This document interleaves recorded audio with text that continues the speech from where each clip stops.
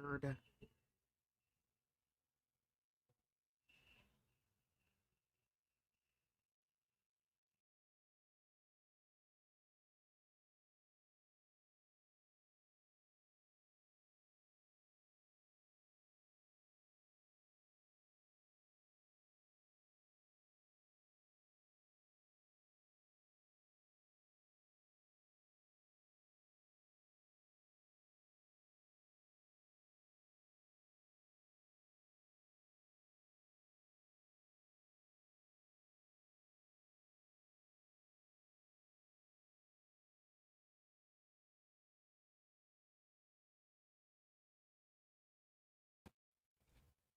Okay, I'm back. Sorry about that.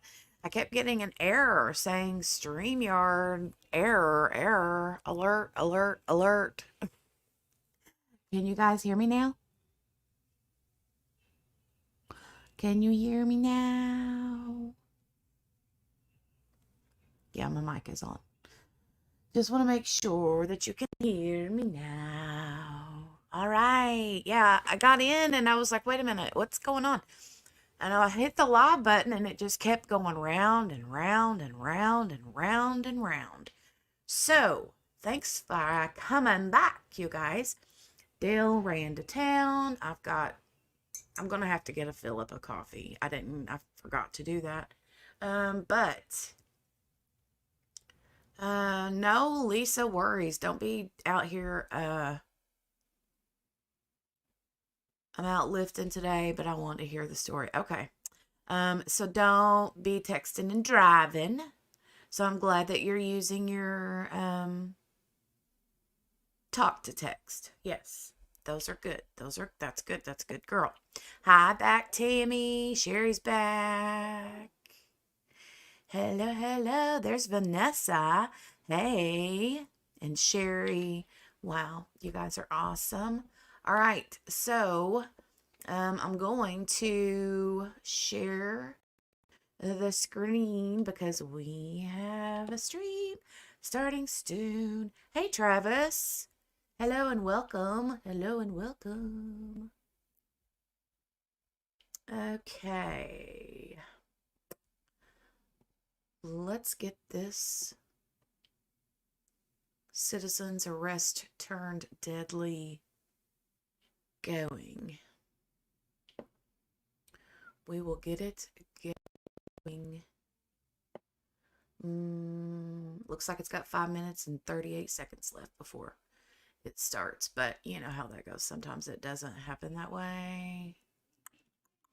Sometimes they take a little bit more time.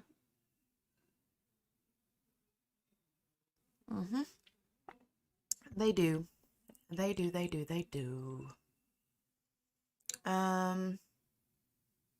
It is 1:54 p.m. Eastern Standard Time right now.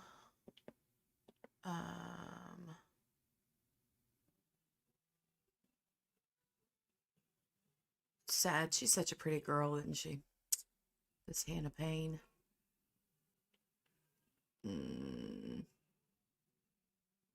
Super sad. Super sad. Tammy says, why would anyone go up to a car with a weapon? I know. I don't know. I'm anxious to hear these opening statements, though. So, I mean, we kind of know what the state's opening statements are going to be, but I'm anxious to hear the defense's opening statements. Kind of anxious to see what she looks like now, too. Because I think all the pictures that we've seen of her lately were like when it first happened, you know? I can't remember what year this happened. This was it 18 or 19? 2018 or 2019? I can't remember.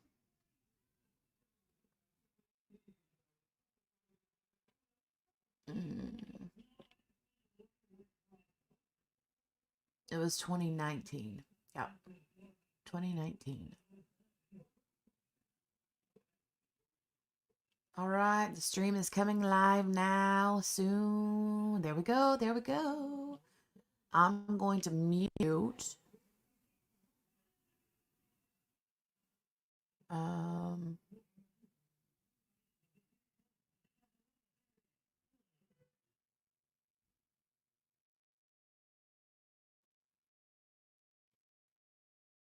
I know, Tammy. It's sure not a stand my ground defense, right? And I heard something earlier that said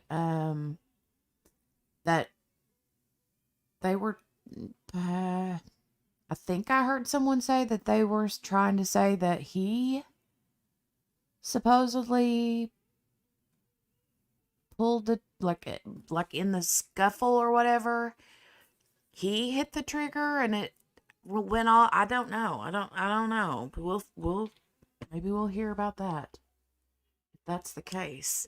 Hopefully they have a good feed, a good audio, good visual. Let me hit the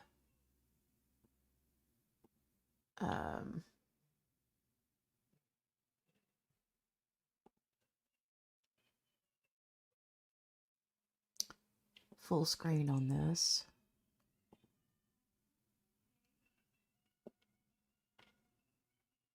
So we have a fuzzy view of a light or a camera. I'm not sure which. And we're getting a wheel of, yeah.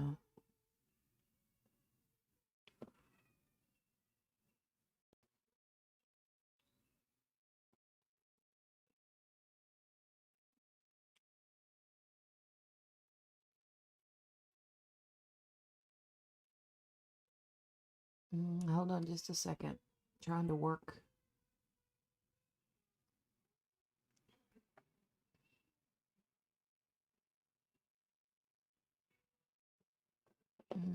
Okay. Waiting, waiting, waiting. Hey, Lee. Hey, Amelia. Oh, my goodness. Oh, my goodness. We have the state of Georgia seal there. Ready to go.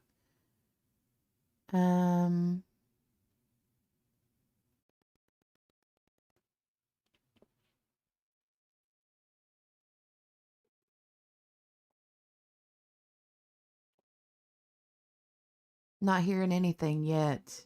In the stream yet, Saban. You mean I'm not loud or you can't hear the court? Because the court, I've got the screen. There's nothing going on yet.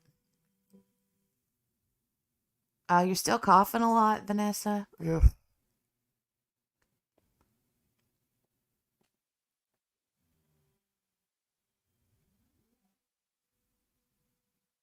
Back to a fuzzy. Back to a fuzzy view there. So,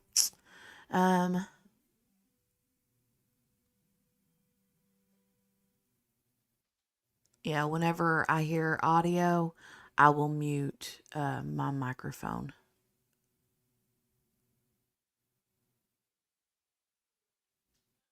Saban says, hey, Lee, got to get to work. You are not loud at times. Oh, okay, Saban, I see.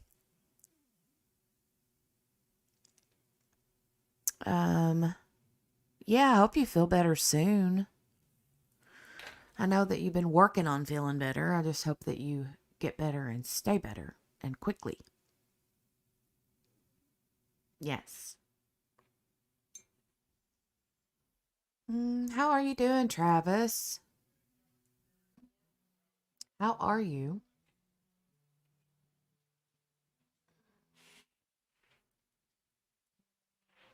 Oh, there's the judge.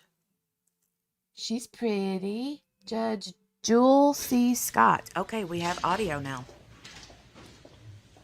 You may have a seat.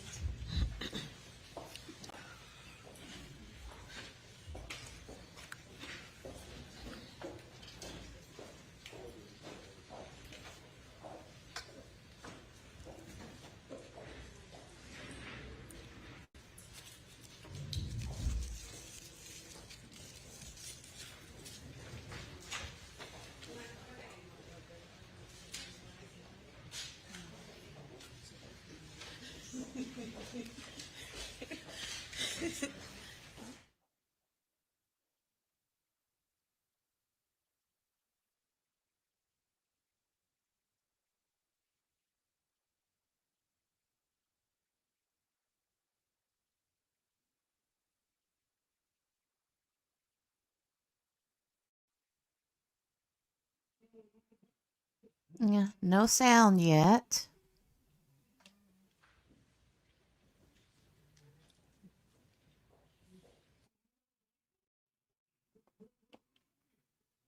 Okay, it sounds like it's back a little bit.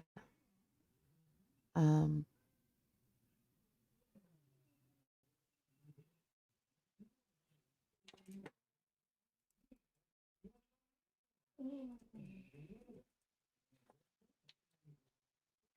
can you guys hear that? Can you guys hear them?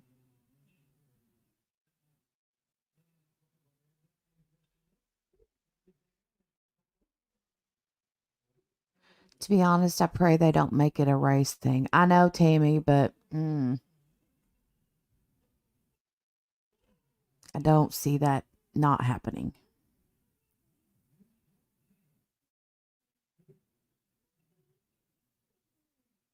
Oh, you guys can't hear the court audio right now? Okay. Let me unmute this. Okay. Now, if I have that audio on as well, can you hear is there like let me know if you hear any echoing. If you do hear echoing, then I'm going to have to mute my microphone when the court audio is on. I have an AirPod in, so hopefully.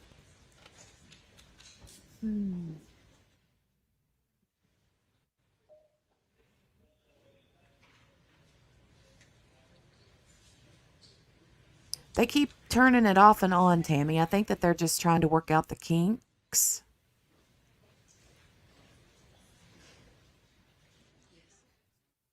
Kath, good morning, Kath. Oh, courtroom full of people. They're ready to go today. Good morning, Kath.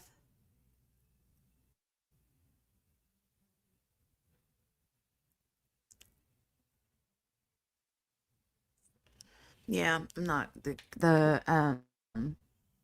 streams, the feeds audio is like they just keep it comes and goes, but I think that they're just trying to get camera situated, audio situated, and yeah. So whenever the audio is back on, let me know if you can hear the audio and me, or if you're hearing an echo. Like I said, I need to get the hang of all that. I would like to get a nice headset. That's what I mean, like a headphones, like streaming headphones. I might ask for that for Christmas from Dale or from Santa Claus. Hmm.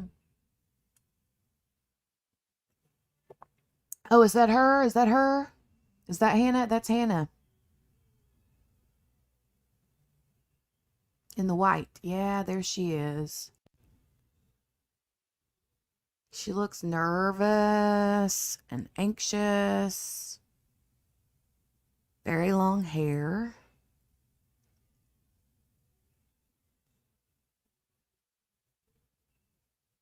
I don't know if she has been incarcerated at all.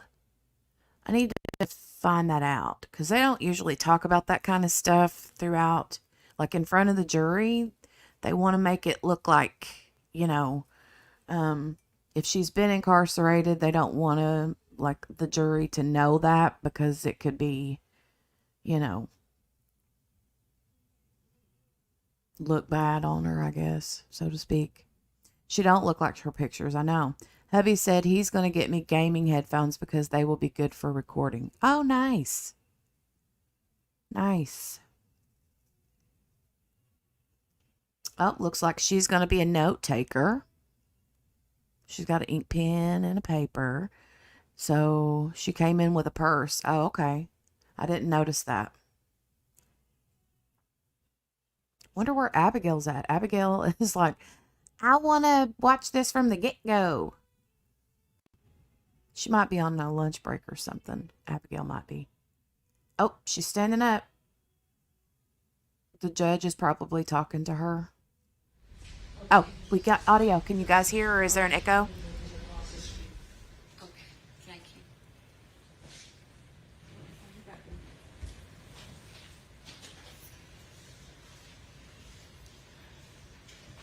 I agree, Travis. I would be a nervous wreck.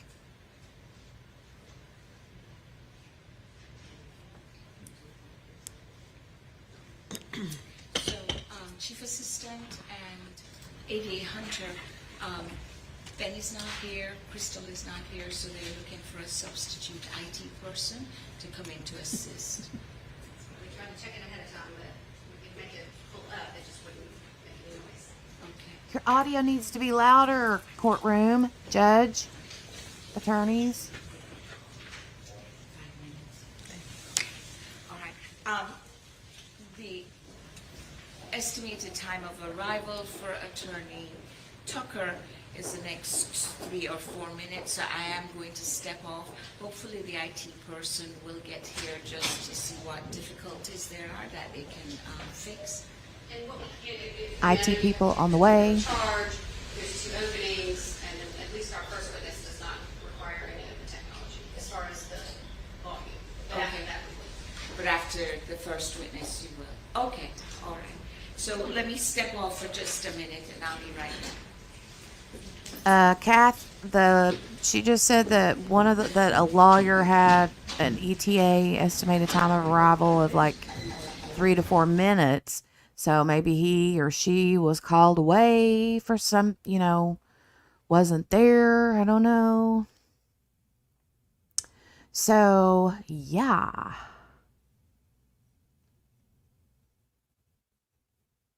Nope, she's not going to be representing herself. There's no way, Tammy. If she did, no, no, no, no, no. I mean, if she did, not a good idea. Imagine walking in and your lawyer isn't there. I know, right? I would be like, oh my God, where are you? Whenever they come through the door, I bet she's going to be like, where have you been? Where have you been? Not a good look.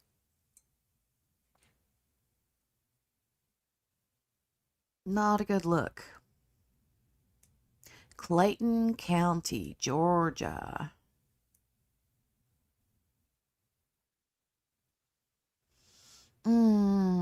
Georgia, Georgia. On my mind. Makes me think of where's Christopher Colassa? Me and him like to talk about designing women. They're from Georgia. I thought she said substitute lawyer. Maybe she did. I couldn't hear good. I'm going to have to maybe put my other, because I've only got one AirPod in. I might have to put the other one in. I do that sometimes whenever, because when one dies, I can have the other instead of both dying at the same time, My luck. That would not be good.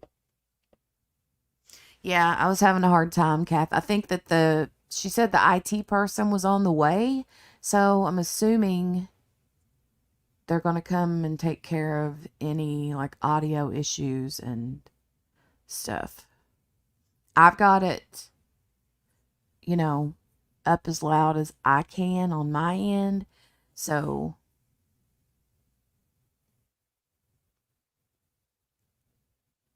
is my background noise? It's not right now. Like I don't hear anything right now in my background. But can you guys like hear his TV? Is it like too loud over top of or I don't care to mute myself.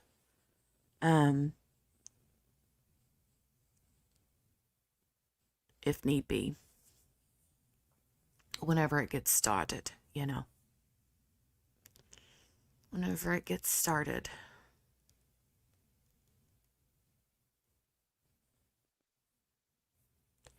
It's not playing right now, Mickey.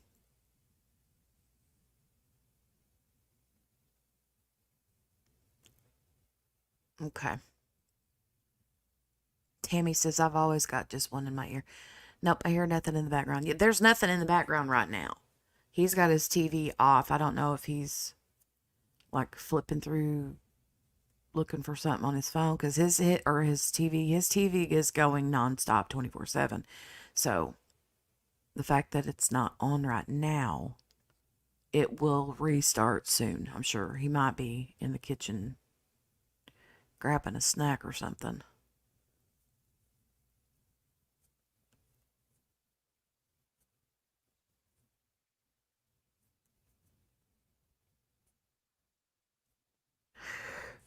Oh, I'm getting sleepy.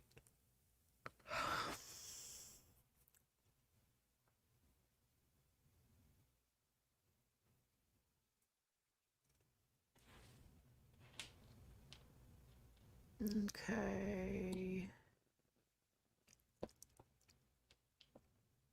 I'm going to refresh this Twitter page and see if there's any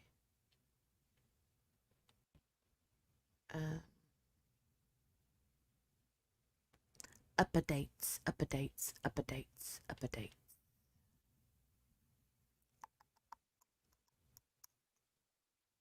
Ooh. True story. Kathy Russin tweets, she says, Hannah Payne sits alone at a council table ahead of opening statements. Her attorney is running a few minutes late, plus the court is having audio technical problems, so the judge is waiting for an IT person. So there you go.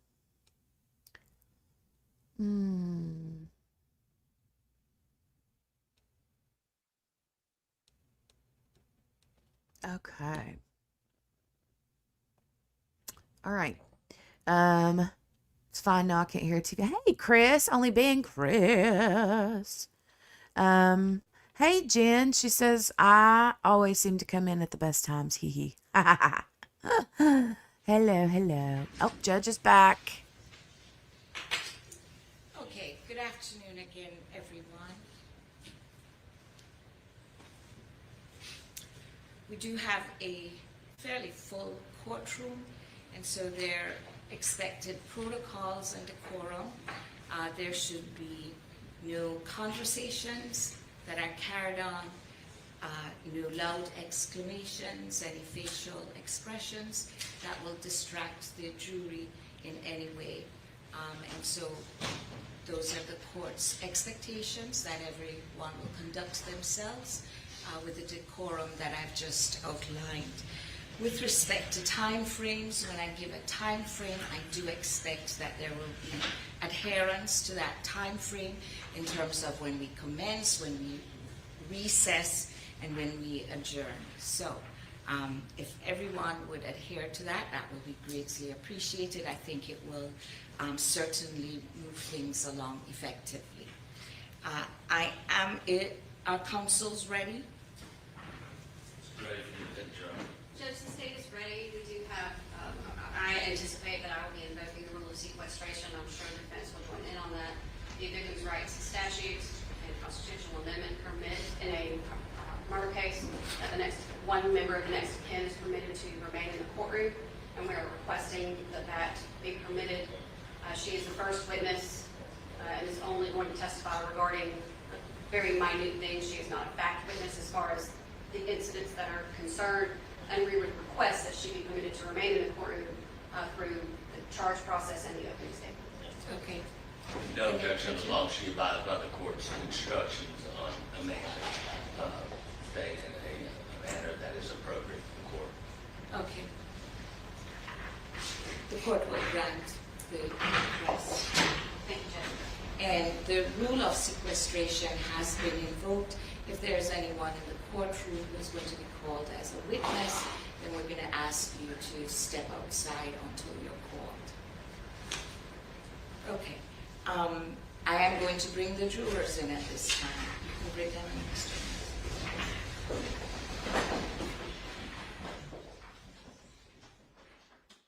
Nice. This is going to be good. I have to say, I like the defenses. I like her lawyer's accent. Okay. I like his accent. I like the judge's accent. I think the judge is beautiful. She looks very elegant. I agree, Jen. The robe looks awesome on her. Um, yeah, this is probably going to be a good one. But I want to hear her defense lawyer speak some more because I love a good Southern accent. And Hannah is crying already, or maybe wiping the sweat away from her eyeballs. I do not know. She looks very nervous. Like Travis said earlier, I would be nervous too. So, yeah. Always a first time for everything. And generally when we stand, we expect the jurors to come in. I'm sure they will be here in just another moment or two. She's like, that didn't go how it was supposed to go.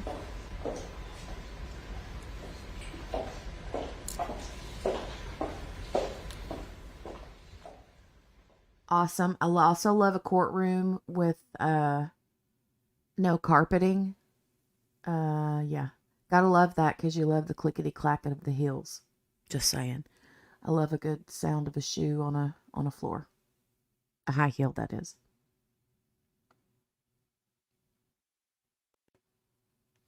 Guy in the background there, he looks like he's got a little bit of a snarl, like a on his face, don't he? He's like, I don't know, Tammy. She's got an accent, though. I like it. On the right side of the earth. Tammy. Oh, Hannah does, you mean?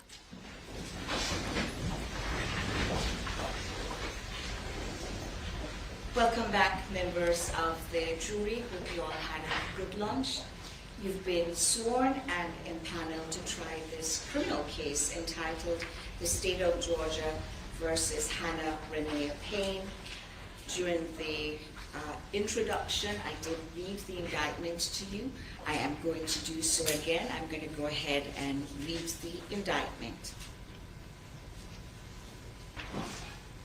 State of Georgia, County of Clayton, in the Superior Court of said county, the grand jurors selected, chosen, and sworn for the County of Clayton to wit, count 1, the grand jurors aforesaid in the name of and on behalf of the citizens of the state of Georgia charge and accuse Hannah Renee Payne with the offense of malice murder in violation of OCGA 1651A for the said accused person in the County of Clayton and state of Georgia on or about the 7th day of May 2019 did unlawfully with malice aforethought cause the death of Kenneth Herring, a human being, by shooting him with a firearm.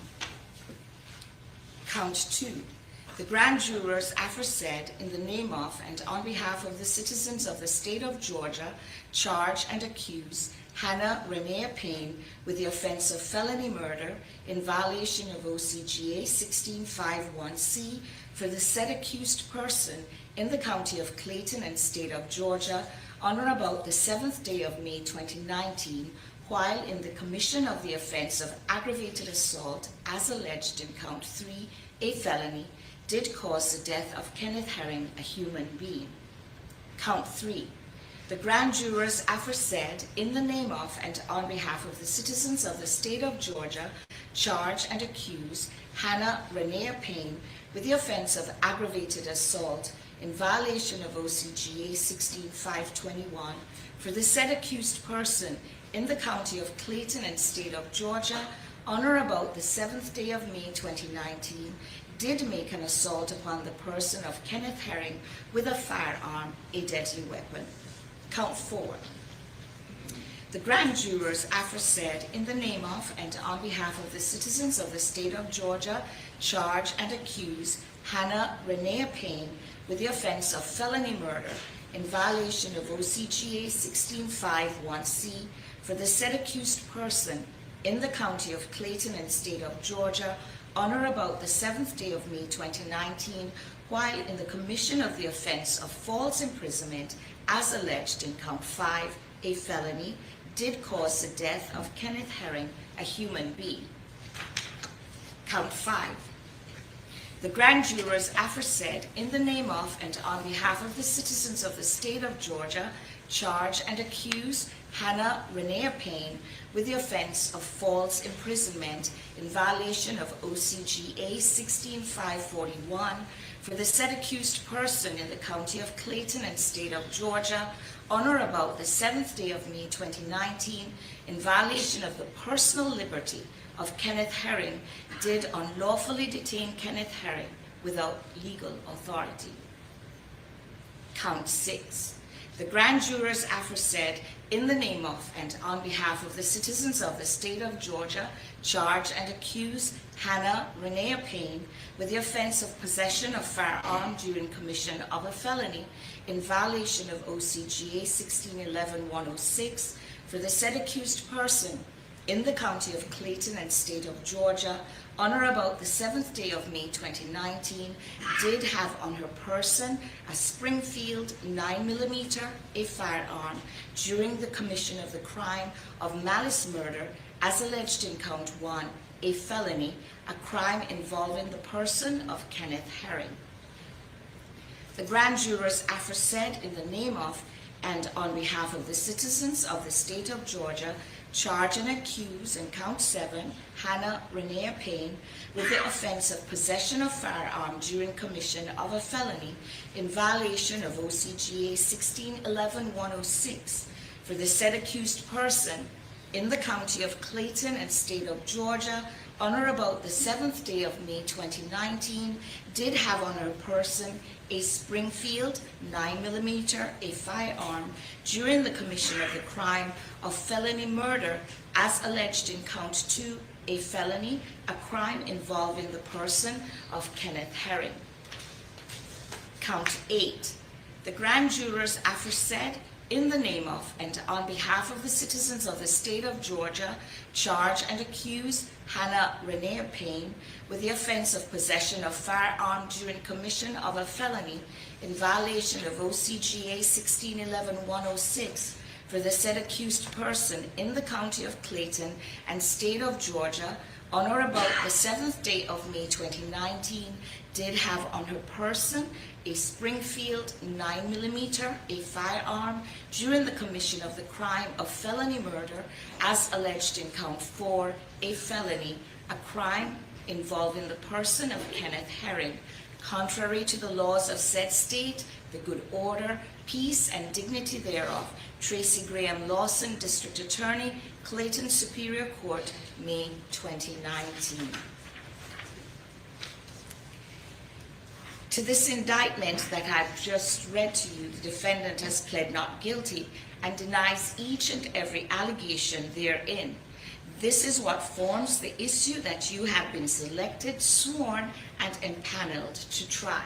Now, as I indicated to you before in the voir dire process, I'm not going to ad-lib because the information I'm about to read to you is very, very important. So I am going to be reading quite a bit. I'm asking for your attention and your patience while I do so. I am going to give you preliminary instructions on fundamental principles of criminal law. I will also instruct you on the role of the judge, the jury, and the lawyers, and give you an overview of the trial procedure.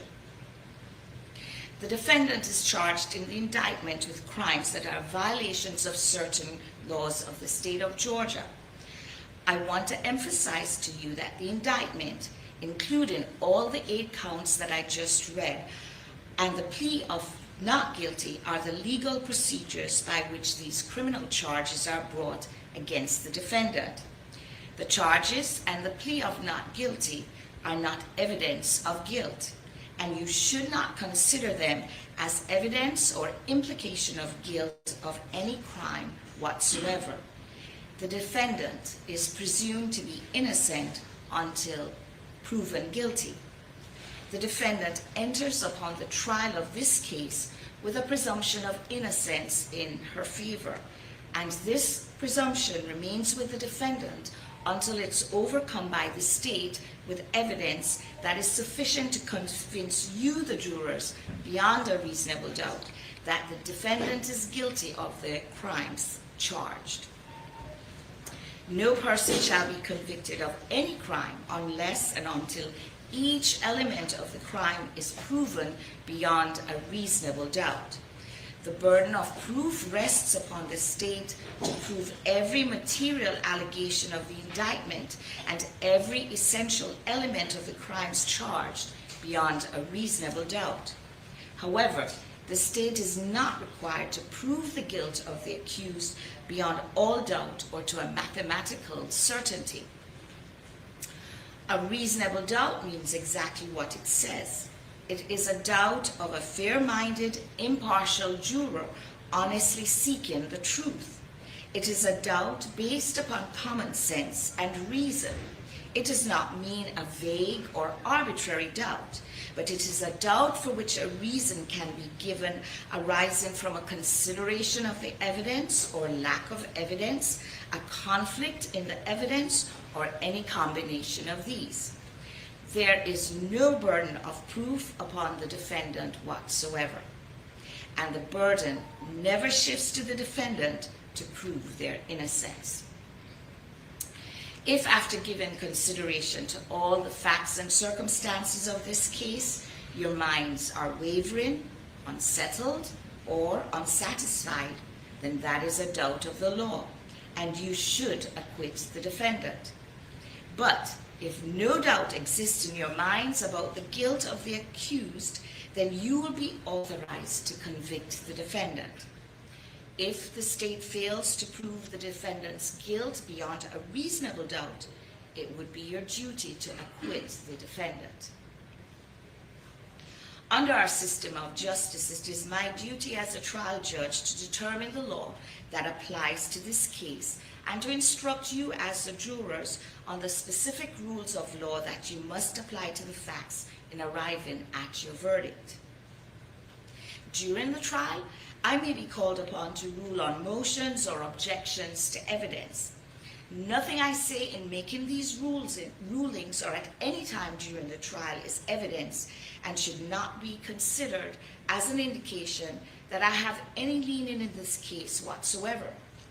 My only interest in this case is to see that it is fairly tried, according to the laws and the Constitution of the state of Georgia and the Constitution of the United States.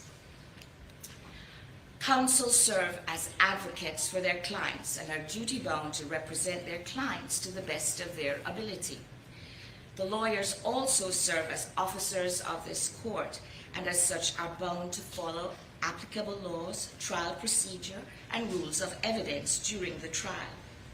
If at any time the lawyers believe that any law, procedure, or rule of evidence is being violated, they may make motions regarding the conduct of the trial or objections to the admission of evidence. In making those objections and those motions, the lawyers are simply seeking to fulfill their duties to their clients and to the court. Sometimes it's going to mean that the court has to consider the objections and motions outside of your presence. In that event, we will excuse you, you will retire to the jury room, but we will try to minimize these interruptions and the length of these interruptions in this regard. I will now describe to you the trial procedure. First, the attorneys for both sides have the opportunity to make what is called an opening statement, and they will do so very shortly. The opening statement is not evidence. Neither party is obligated to make an opening statement. Remember, what the lawyers say in their opening statements is not evidence, but is an outline of what you can expect the evidence to be. Second, following the opening statements, evidence will be presented by the state in support of the charges contained in the indictment. Evidence can be in the form of testimony given by witnesses or physical evidence. Third, after the state has presented its evidence, the defendant may also present evidence, but the defendant is not obligated to do so. The burden is always on the state to prove each essential element of the offense charged against the defendant beyond a reasonable doubt.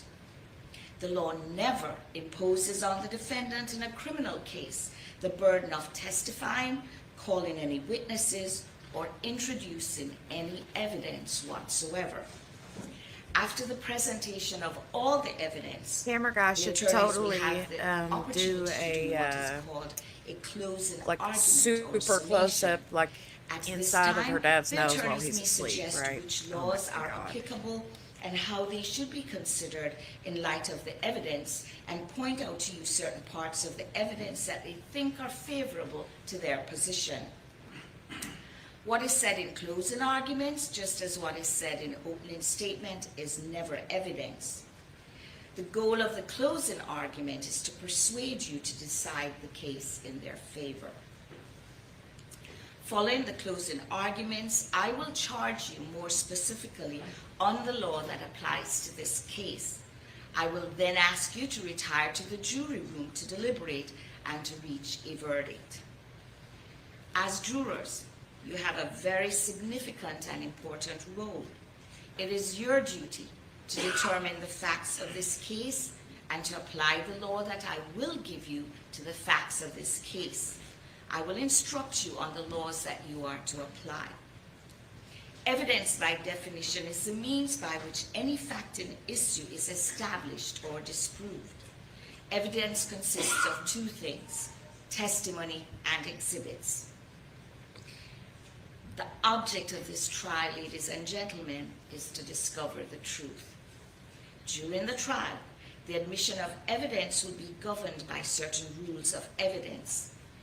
These rules were drafted with one prominent purpose in mind, and that purpose is the discovery of truth. During the trial, the attorneys have a right to object to the admission of evidence if they believe its admission would violate the rule of evidence. I will admit and exclude evidence according to those rules.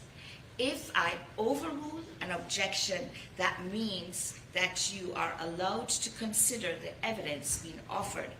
On the other hand, if I sustain an objection, this means you may not consider the evidence being offered.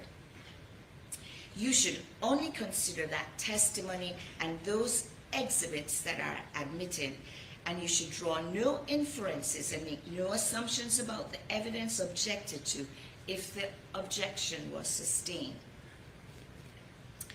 You, the jury, must determine the credibility and believability of the witnesses. It is for you to determine which witnesses or witnesses you will believe and which witness or witnesses you will not believe, if there are those that you do not believe. As the fact finder, it is your duty to believe the witnesses whom you think are most believable. It is for you alone to determine what testimony you will believe and what testimony you will not believe. It is very important that you pay close attention to the evidence as it's presented during the trial.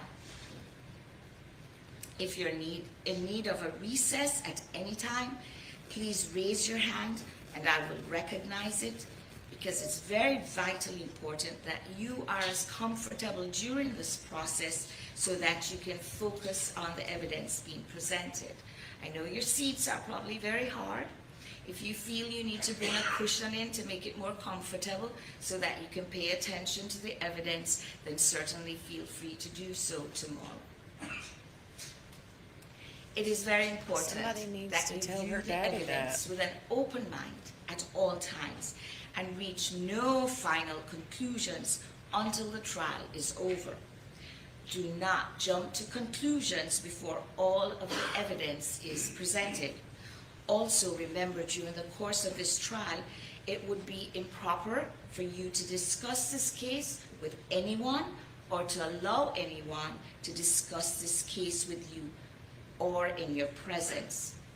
This applies even to discussions among yourselves in the jury room or elsewhere before actual deliberations begin.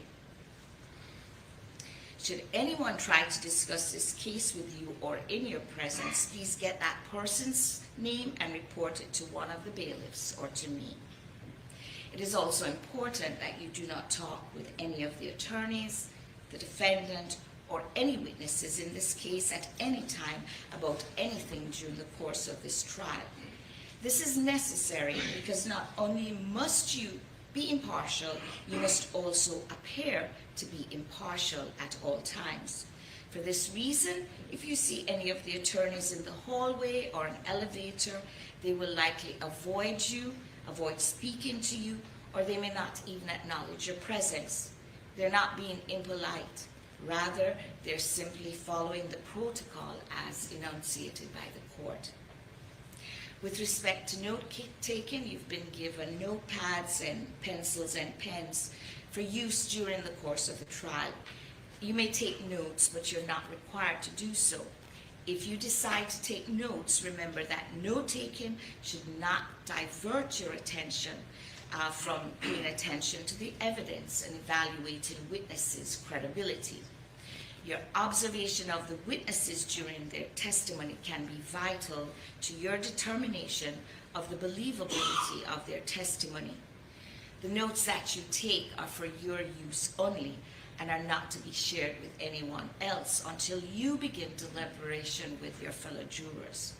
Notes are not evidence, but are only aids to your memory and should not take precedence over your recollection. It is the duty of each juror to recall the evidence, and while you may consider another juror's notes to refresh your memory, you should rely on your own recollection.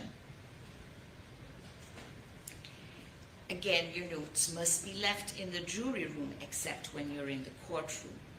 You will not receive a transcript of the testimony of any of the witnesses, so you must remember in the way that you can what works best for you, what the witnesses have said on the witness stand, and after the trial is over, the notes will be collected and destroyed.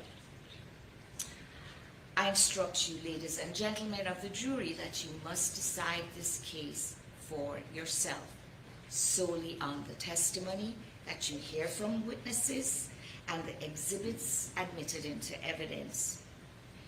I am instructing you during the course of voir dire. You heard incident location, Forest Parkway, Riverdale 85. I'm instructing you not to visit the location, to do any sort of investigation. You're instructed to stay away from the incident location. You may not read or listen to any accounts of the trial that may appear in the news media, and they are present in the courtroom, but you're not to go doing independent research or listen to the news during the pendency of this trial. The court may repeat or remind you of these rules during the course of the trial. And now my preliminary introductions to you are complete. Thank you for your attention. At this time, I'm going to allow the state to make its opening statement. Thank you, Your Honor.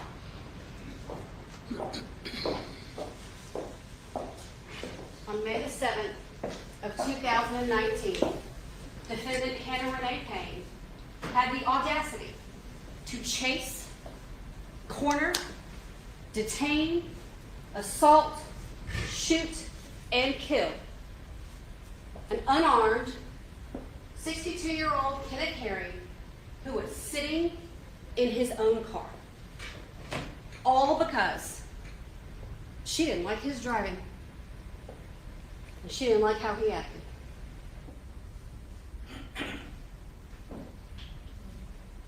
This story begins with Kenneth Herring in his car driving along, and there's pretty much no doubt that he runs a red light in the area that we've all been talking about, near Forest Parkway and Riverdale Road. When he runs that red light, this defendant and another tractor trailer were coming toward that intersection. And Mr. Herring hits the trailer of the tractor trailer. This defendant sees it, and there's another witness who sees it, a correctional officer by the name of Terry Robinson.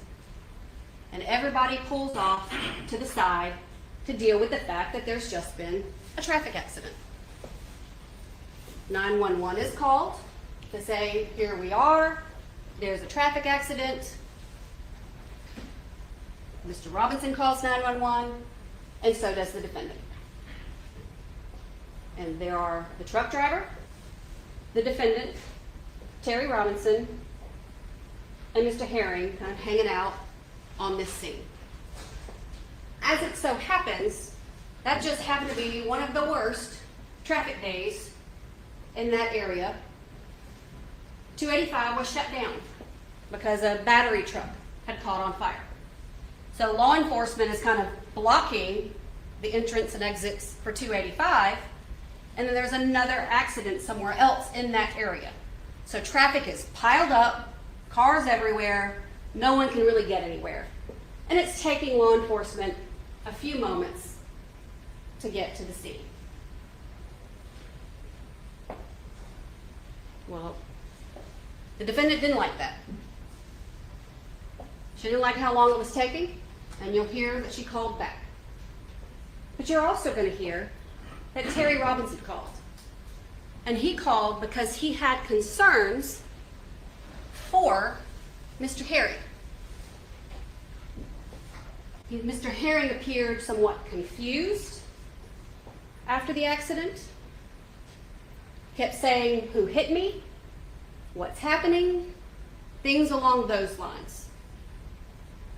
And then started saying things like, "I didn't do anything wrong." Some confusion going on with Mr. Herring. And Mr. Robinson is going to tell you that not only is he a correctional officer, he's a correctional officer at a medical prison. And that he made some observations of Mr. Herring that led him to believe that it was a medical issue. He did not observe anything that made him believe that Mr. Herring had been drinking or that he was under the influence of anything. Just that he was having some sort of medical issue.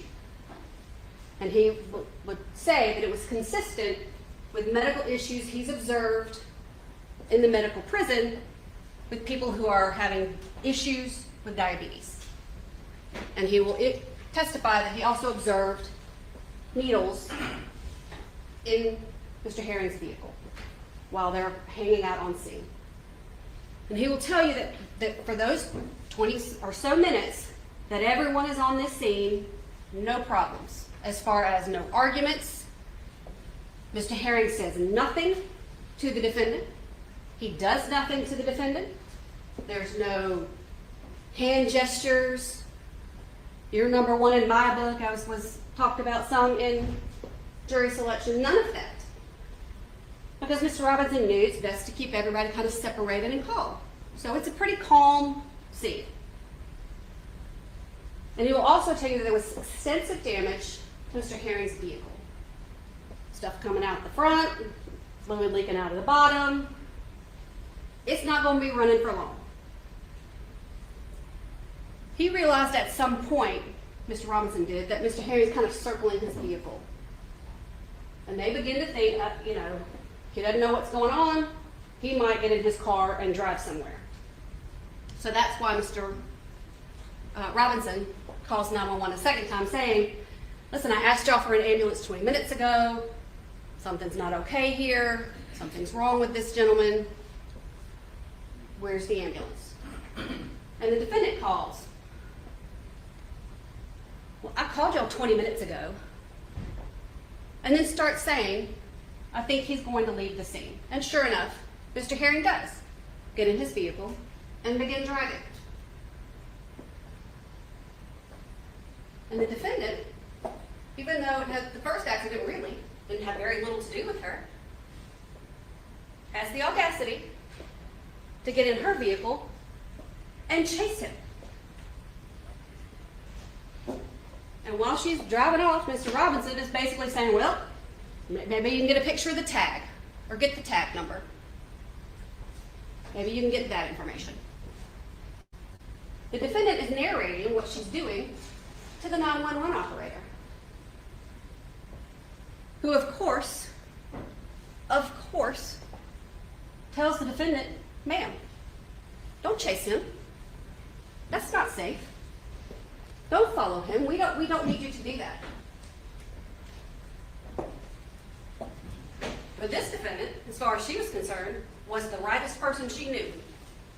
Because she tells that 911 operator, well, I'm not going to follow him.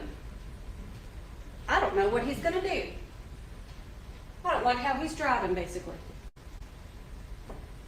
And follows him. And you're going to hear from witnesses who say they saw the defendant, ironically, driving very aggressively to try to chase down the person who had a traffic accident a few moments ago, or 20, 30 minutes earlier. Cutting people off, almost hitting people, jumping over a median, to then block Mr. Herring in. You're not going to hear any evidence that she's law enforcement of any kind, has any authority to arrest him, write him any tickets, nothing. Just her authority comes solely from audacity. Blocks him in. And all of this is narrated on a 911 call. And you will hear the defendant screaming, "Get out of the car! Get out of the car!" And witnesses will tell you that she jumps out and is going straight to his driver's side. And one witness tell you she thought that she was hitting the window. But it turns out Mr. Herring's window was part of the way down. And that this defendant is reaching in to where Mr. Herring is sitting in the car, in the truck. A vehicle that she basically pulls over, even though, number one, she was told not to. Number two, she had already given law enforcement his tab number. And number three, she knew that law enforcement was in the area. You'll hear that. Because she talks about it on the 911 call. And she knew that the car wasn't going to go very far. She says that on the 911 call. His car's smoking and stuff, so he's not going to get far. So she could have backed off and just let it be. Nope, not good enough. So she's jumping out screaming. And the witnesses will hear her being the primary aggressor. The defendant reaching in and assaulting Mr. Herring. And that they never saw Mr. Herring do anything to the defendant. The most that anyone saw Mr. Herring do is kind of a get away from me. He doesn't know he doesn't know her. Kind of a get away. But they never saw him strangle her, hurt her, punch her, nothing. And nothing in his hands. Unarmed. But what happens is because Mr. Herring is trying to defend himself, he moves his vehicle, or either his vehicle goes into gear, is already still in gear. Either his vehicle is still in gear, and while he's trying to deal with the defendant at his door, his car moves forward. And what happens is that he bumps into her Jeep. Her black and pink Jeep. And she's going to tell you, you're going to hear her say that that's why she shoots him. And once that happens, you'll hear an escalation in what she's saying. Get the fuck out of the car! Get the fuck out of the car! I will shoot you! I will shoot you! And that's what the witnesses heard. This is not something she's saying to herself in the privacy of her own vehicle for her own release. She's standing right up on Mr. Herring with a gun in her hand. The witnesses will tell you at some point while she's at the door, she takes a gun off her hip and is pointing that gun in the vehicle. She's the aggressor. That's what the witnesses are going to tell you. You'll hear all of this because she's still on the phone with 911. Phone's a little further away from the window because it's on the ground. Mr. Herring is trying his best not to get shot at this point. Still no weapon.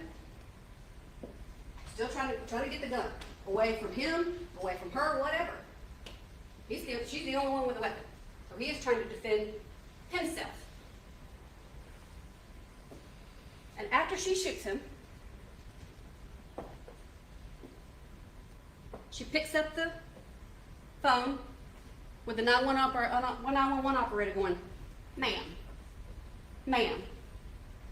you are not supposed to follow him.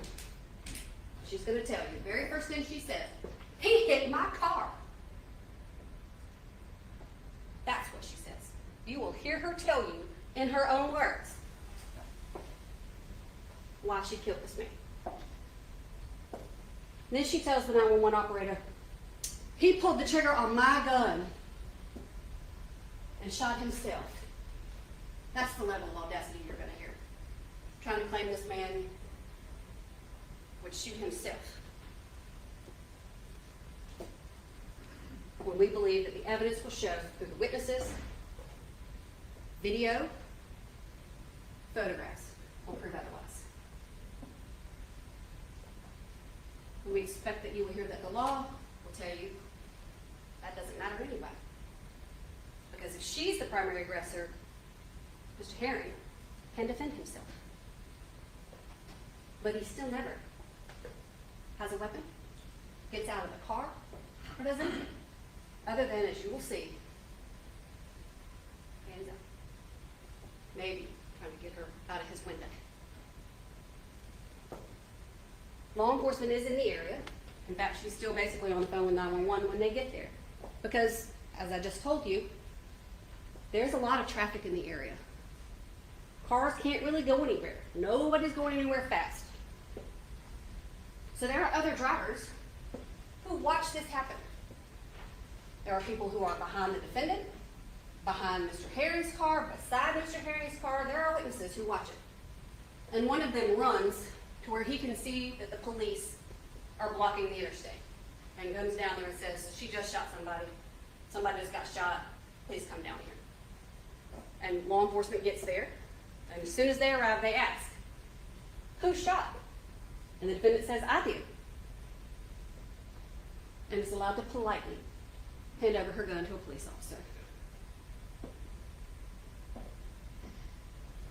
And you'll see some additional audacity of kind of arguing with the witnesses on scene before she's taken into custody on that scene.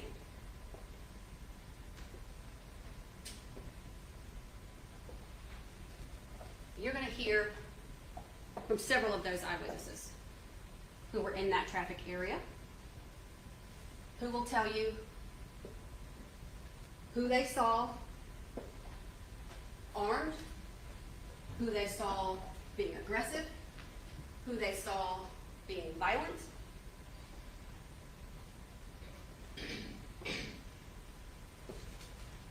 And that it was never at any moment Kenneth Herring. You'll be able to hear the defendant's own demeanor afterward, because for some bit of time she's still talking to 911. And you'll hear her say, well, I'm okay, or I'm safe, but he ain't. Now he needs paramedics. You'll be able to see after one of the witnesses, who happens to be driving by, pulls out his cell phone and videos what portion of it that he could capture. And so not only will you hear Hi guys, I'm her back. demeanor, her audacity, what we contend to be her malice, you'll be able to see some of it. You will see. Didn't miss those F-bombs, by the way. Wow, I have my AirPods She in, I picks could up hear her the whole phone. thing. Yikes. Tells them he needs paramedics and just walks off. Walks off to her car. During this incident at the door, there's a tear to her shirt. So she puts on another shirt, hangs out till law enforcement gets there. You could hear that there's documentation. I in the agree, vehicle, Foxy consistent She-Devil. I like her. with Mr. Herring being on insulin. You're going to see that there's needles in the car. His sister is going to tell you that he was an insulin-dependent diabetic. You're going to hear from the medical examiner, who will tell you that this gunshot was the cause of his death, and that all of his toxicology screens were negative. He was not drinking, he was not on drugs, nothing.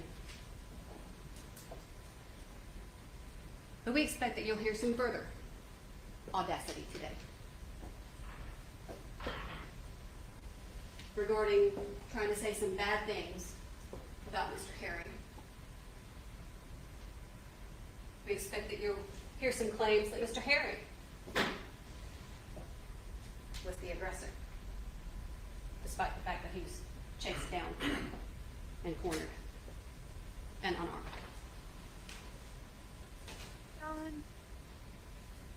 That you'll hear a request to consider self-defense for this defendant, despite the fact that we expect the evidence will show that she's not defending herself. She's the aggressor.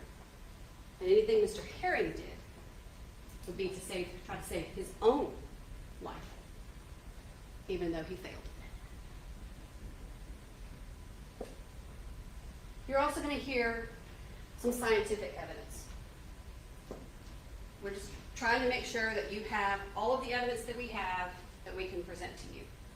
They attempted to get fingerprints off the gun. You'll see the gun. They weren't able to do so. There's some prints, but they didn't have anything sufficient to match it to. So no match it to any of the prints they believe that they can find on the slide of the gun. You gotta have a big enough surface to leave a fingerprint. So the Okay, slide of the gun Jen. is what they did. Have a good meeting. No See match. you soon. They then swabbed the gun to see, let's see what the DNA is. And the only DNA that they can match to any one person is the defendant's own DNA is on the slide of that gun. Not a shocker, it's her gun. There were at least 3 DNA profiles on the gun. We know one is male, and that's all we know. One's the defendant, 2 additional, one is male, and that they could not match the male DNA to Mr. Herring. They couldn't create a match to the other 2 profiles. So we're just gonna make sure you know that there's gonna be some scientific evidence that's coming your way, just to make sure that you have the full picture. You're going to hear multiple 911 calls, 2 from Terry Robinson, 2 from the defendant, and 1 from one of the eyewitnesses. You'll see multiple photographs, body-worn camera of the initial responding officer, to just kind of, when you see kind of the chaos of the scene, how the vehicles are parked, all of those things. Okay, so I know this is, as we talked about when we were talking about in jury selection some, we thought we were going to be putting up witnesses yesterday. So we have our exhibits numbered well in advance. So I promise you're going to think when we start telling you what exhibit we're tendering that we can't count. I promise that we can. We're just going to have to go in the order that we have to go in, because I've told you there are some professional witnesses. There are some out-of-state witnesses. And we thought we were going to put those people up yesterday. So we start at, we're going to start with number 1. But if we end up jumping to number 12, we promise we can count. So just kind of bear with us, and then we have to go in the order now that we have to go in. That may not seem as smooth, but just to ensure that we are able to get all of these witnesses to appear before you so that you can hear the full story of what happened to Kenneth Herring on May the 7th of 2019. So we appreciate your attention on behalf of Mr. Herring's family. We appreciate your patience, your attention.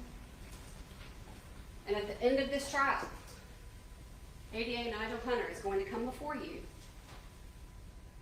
and talk to you about the audacity that you've heard,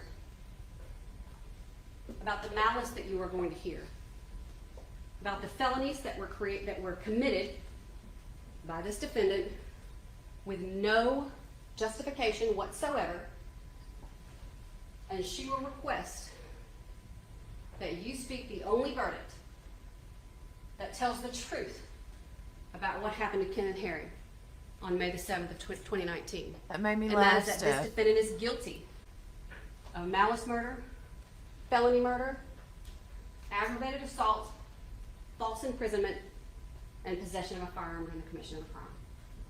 Thank you.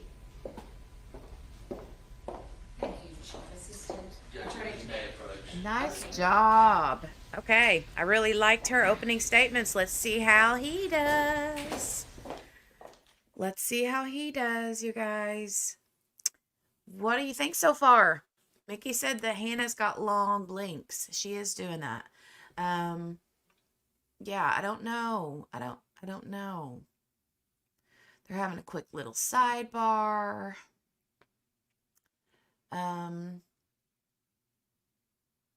Yeah, what are your thoughts? Please let me know if my microphone is super too loud, or if you can't hear it whenever I pop in and out of the you know. I think so too, Mickey. The feed is jumping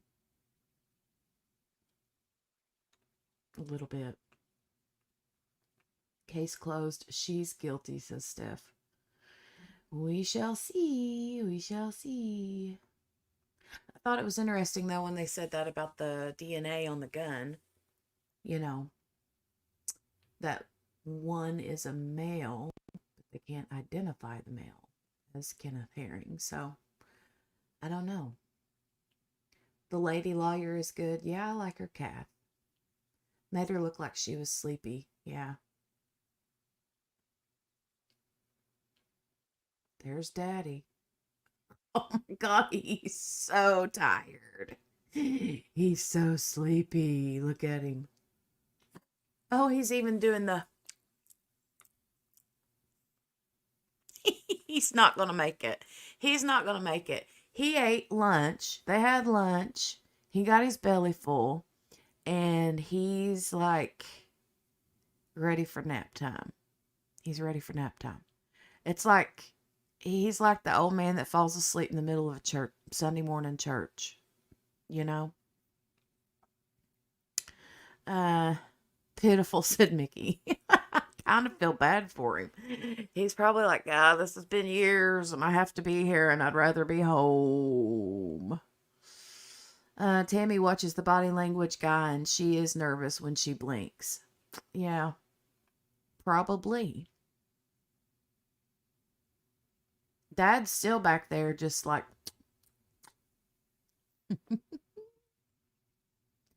Goodness gracious, Steph, you're still on the jury instructions. Wow. Maybe he's been awake, freaked out. She's getting put away forever. Yeah. He's sitting on the end so he can prop that elbow up. Yeah, right, Amelia? Me too, Jenny. He's probably just done. Yeah. That tells you he touched the gun, Tammy. You never know. I mean, it might be like her boyfriend, had touched it, the gun. I mean, you never know. We'll see what their forensic experts have to say about it. Everybody in court is sleepy. Look, the lady in the back with the blonde hair, she just yawned. The guy here in the front with the red glasses, he's rubbing his eyes. Man. He's fixing his dentures. If there's blood splatter on the gun, is that considered DNA evidence? Yeah.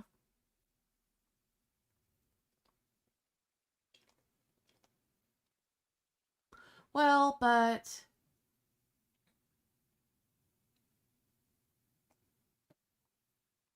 maybe not in that situation. That's a good question, Travis. I'm not sure. I mean, obviously, if there's spatter on the gun, then his DNA would be on it, but they're not counting that. They're maybe talking about like DNA other than I don't know. I wonder what the attorneys are talking about. They're up there having a little sidebar, right?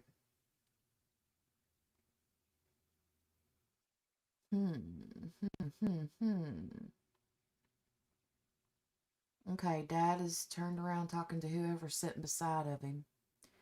Probably, maybe another like sister, aunt, cousin, I'm not sure. But I do know that her mom is the one that's sitting right directly behind Dad. No, I don't think so, Saban. I don't know how long she spent in jail, to be honest. I'm not sure. I don't know. But she's not been in jail the whole time.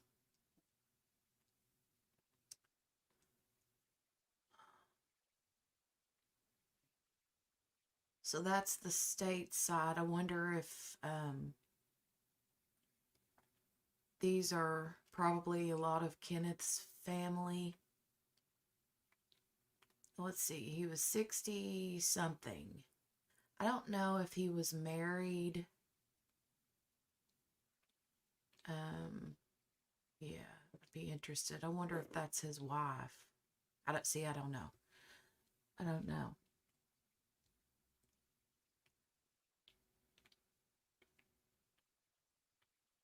I don't know.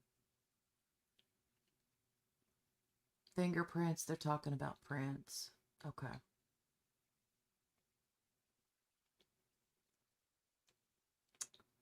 Okay, there's one of the lawyers coming back. I don't know if they're getting something or coming, you know.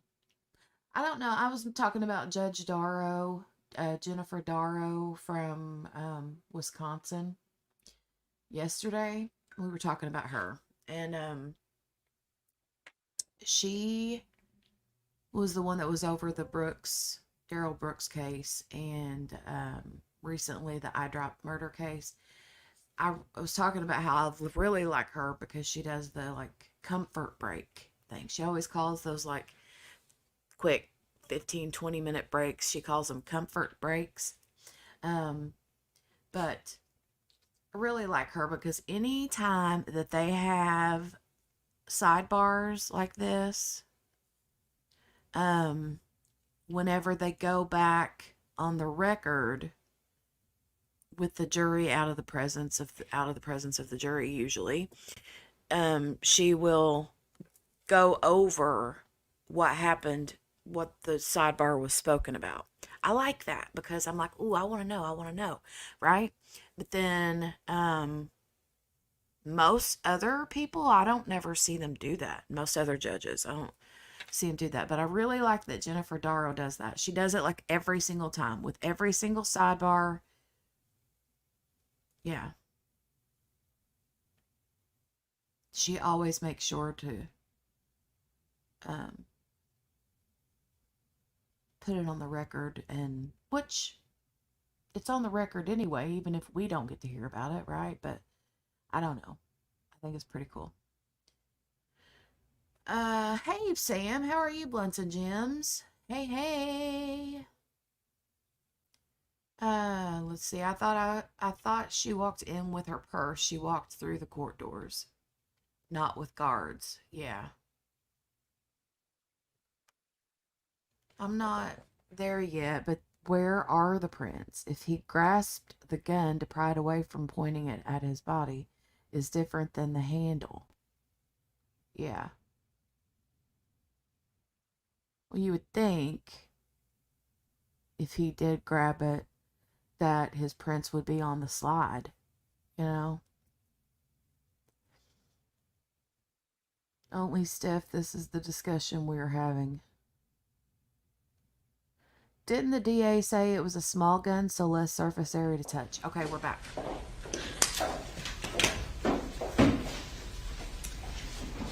Okay, Attorney Tucker, you may make your opening statement. Thank you. And I apologize, you had to sit through a lengthy hearing for us to clarify a few things, but we're here. This is what we discussed when we were talking about it and trying to make sure that y'all had an open mind, a fair mind, and an impartial mind, because there's been a lot of media coverage, there's been a lot of talk about this. And it's finally come today to put up a show. And as I talked to y'all earlier, making references, when I start a trial or do a jury trial, I try to give something that guides you into keeping your attention into what's going on in the case and kind of an underlying theme to keep your eyes on. And when I was thinking of this case, of course, the evidence will speak for itself. That's the one thing we'd like to come out is the evidence. But we also talked about reading between the lines, making inferences, and looking at the veracity of the witnesses, which kind of brought this story to me basically of a young boy who was out there learning how to shoot a bow and arrow. And he's out there, he's got his father over there, and he's trying to learn to shoot that bow and arrow, and as most people start, he's not coming anywhere close to the bullseye or to the target. So he's out there trying left and right, and the neighbor keeps coming up and kind of laughing at him, saying, "Good luck, boy, try it differently, try it my way." And the dad says, no, stick the course, do it yourself, watch, learn, listen. You'll never learn anything, you just take somebody else's word for it. So he continues to shoot this bow and arrow, and he's missing, and his dad walks off, and the neighbor says, "Well, one day, son, when you want to learn how to shoot a bow and arrow, come on over here.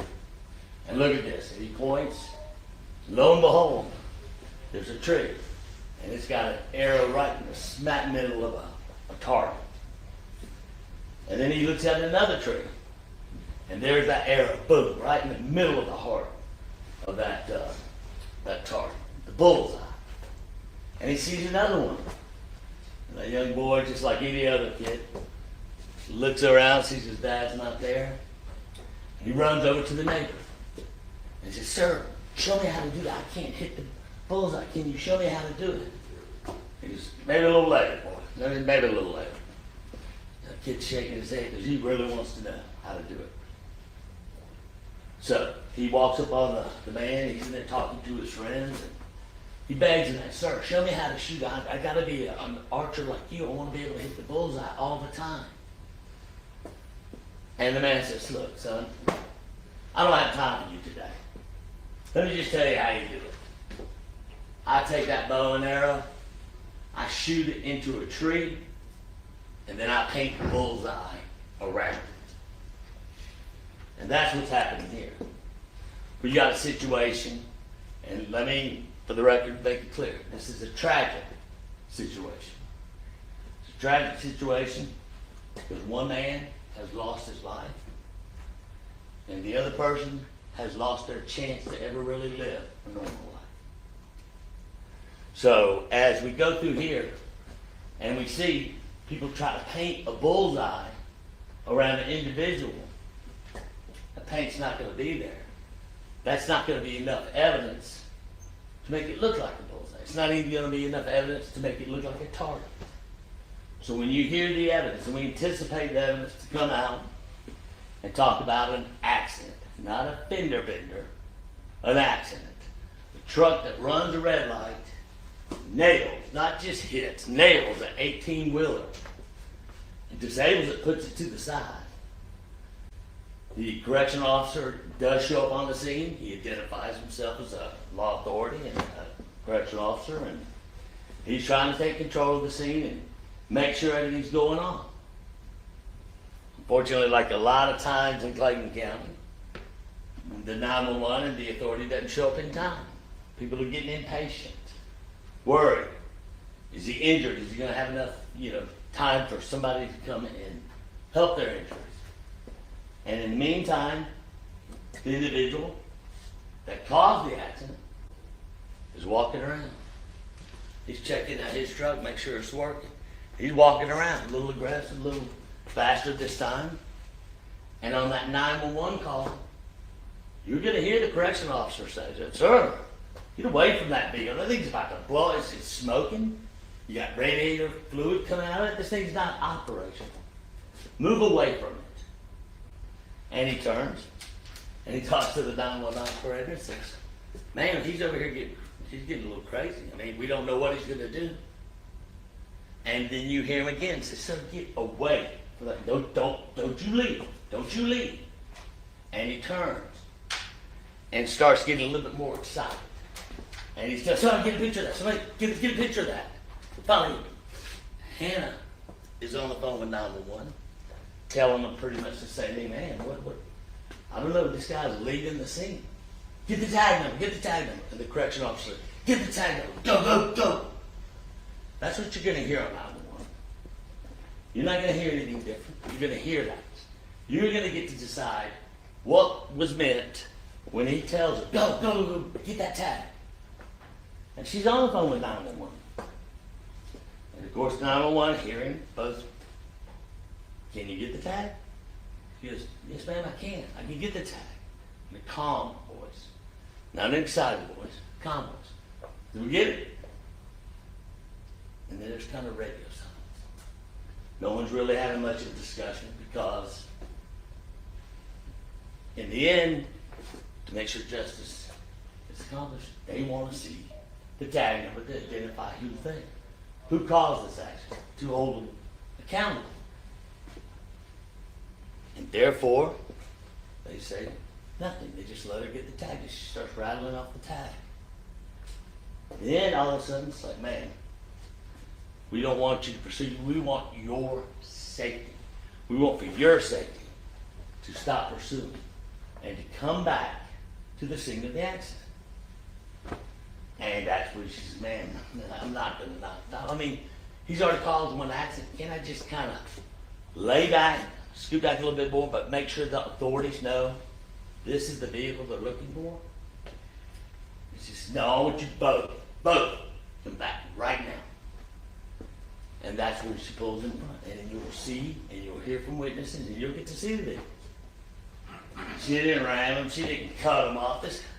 There's enough road out there on Forest Parkway and River Road. You can move around everywhere, and you will see there was sufficient means to go around. I mean, what the heck? He's already drove away from one accident, but it wasn't an accident because she didn't hit him. He didn't hit her. Now, granted, it might not have been the smartest thing in the world to do, but she's young. She sits there and listens to authority. She believes that people still have good in them. And she comes out with the phone. "Hey, I got the police on the phone. You need to go back to that accident. You need to go back here." Only to hear that engine rev up and try to ram. And you hear the engine in the 911, you hear the scream. And yes, you're going to hear the screams turn from the calm person on the phone to somebody a little frantic. And as she gets up there close with that phone, lo and behold, guess who grabs her and tries to pull her in that car? Now, the witness will tell you, there's no gun pulled at that time. It's just a phone. She just wants them to talk. Here, talk to them. They want to talk to you. They want you to go back. They want me to go back. But that's not what she found out. And she found a very valuable lesson that a lot of people already know. Don't ever walk upon somebody in a car where they're trying to leave the scene of the accident or just leave. You don't know what you're going to find. You don't know what's behind that wheel. You don't know what's in that car. Well, Oh no, Kev. You I know think he what's just in that got car. tongue-tied a little bit.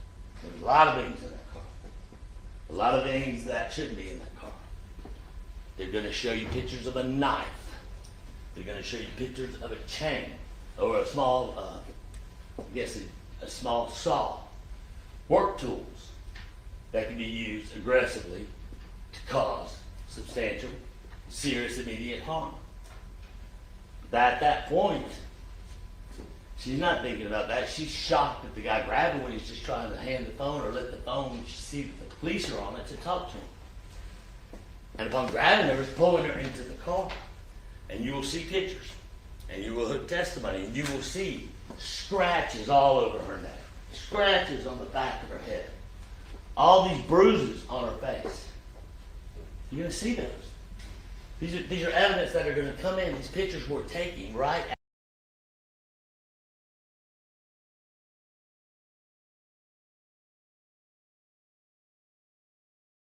after the incident. And you're going to see her shirt just ripped completely wide open. And she's there trying not to expose herself. So yeah, she did go put a hoodie on because it was exposing herself. And you'll see this shirt. You'll see the rip. You'll see the pictures of him trying to pull her in the car. And she's screaming, "Get out of it! Get off of me! Get out of the car!" She doesn't let him know she has a gun. And his response, or something that we probably shouldn't say if somebody says they have a gun. But nonetheless, as she's trying to get back from the car, and she's pushing and she's screaming, you'll see the marks on her knees where she's up on her tippy toes, get pulled, and she's trying to use her knees to get back. And he's leaning in there trying to grab something. And you'll be able to see the contents of what was in that vehicle. And you'll be able to use your common sense and your experience when you see it to see, what was about to happen, what was going to happen, what may have been said. But nonetheless, she does go to pull the gun. As she's being pulled from this side into the vehicle, and she's being pulled from this side, trying to get her gun, bam, there's another handgun. And you will see pictures.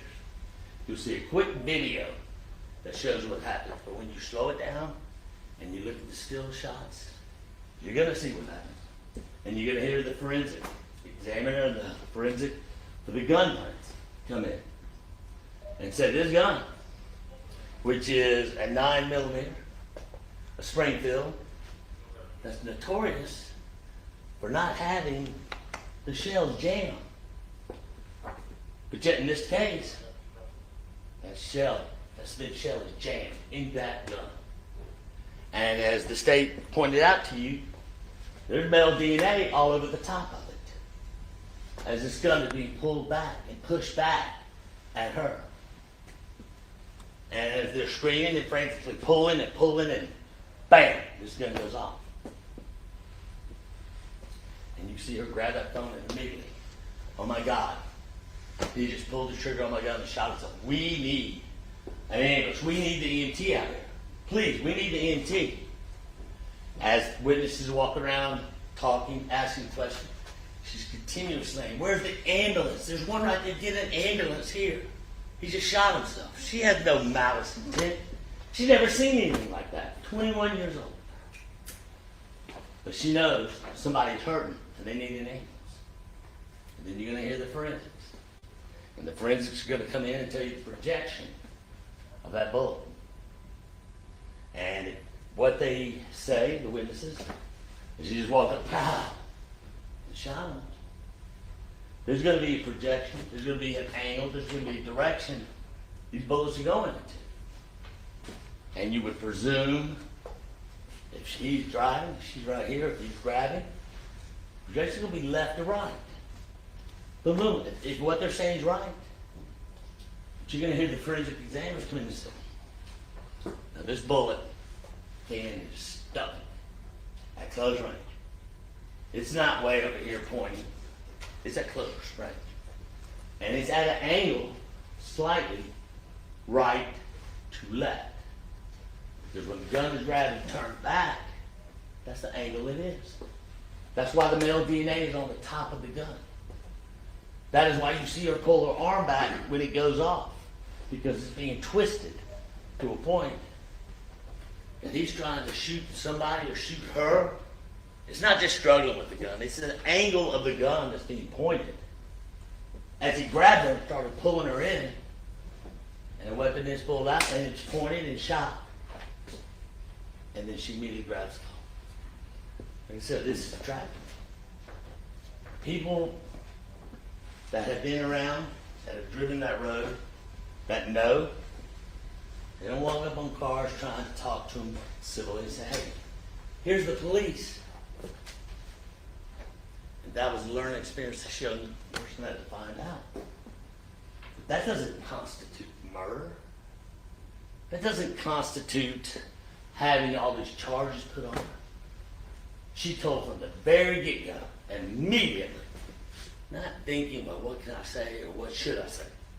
She picked up that phone immediately and told him, my God, he just shot himself with my gun. We need an ambulance. If somebody's maliciously trying to kill you, they're going to ask for an ambulance? They're going to pick up the phone and say, hey, let me walk over here and talk to you a little bit. You know, she immediately picks up, screams ambulance, and she says it numerous times when the police are talking to her, when she's talking to the witnesses, and everybody's just in shock. But they all agree. They need an ambulance. And as it was discussed earlier, there obviously was some kind of a traffic or some kind of a delay. Because it took a while. It took a while to get that ambulance out. Billy, welcome, The welcome. second they got there, those EMTs jumped on it, started working on him, talking to him, still breathing, making sure he's okay, trying to get him out of that vehicle, get him to the hospital. And unfortunately, when he gets there, he didn't make it. So as I said, this is a tragedy. But I implore you, empower you, listen to all the facts. That's all I Bad want to you to sleep listen to all again. the facts. They have not been given so far. And my job as an attorney is to try to bring out as many facts as I can so that you have the footage. Because I anticipate sometime in this trial, you're going to hear verdicts. And you're going to hear, we want you to come to a verdict. And verdict is Latin for seeking the truth. But if evidence is not presented, or it's curtailed or taken away, or left out or manipulated to not give you the full truth, then verdict means seeking a conviction. And at what cost, and at what expense, and what is left out. So I am going to keep your eyes, ears, look at it, use your experience, listen to the forensic, listen to what they're saying. Sit back and visualize and use your own experience. Could this happen? Is this true? How could somebody do something malicious? And look for a motive. What kind of motive? Motive. Well, he didn't like the driver. I didn't like the driver so to shoot somebody. Come on, people at 21, they don't want to shoot anybody. They don't want to get involved, really. They want to just get on YouTube and go viral. But not this day. She just tried to help out. She followed what the correction officer told her to do. She followed what 911 said you do.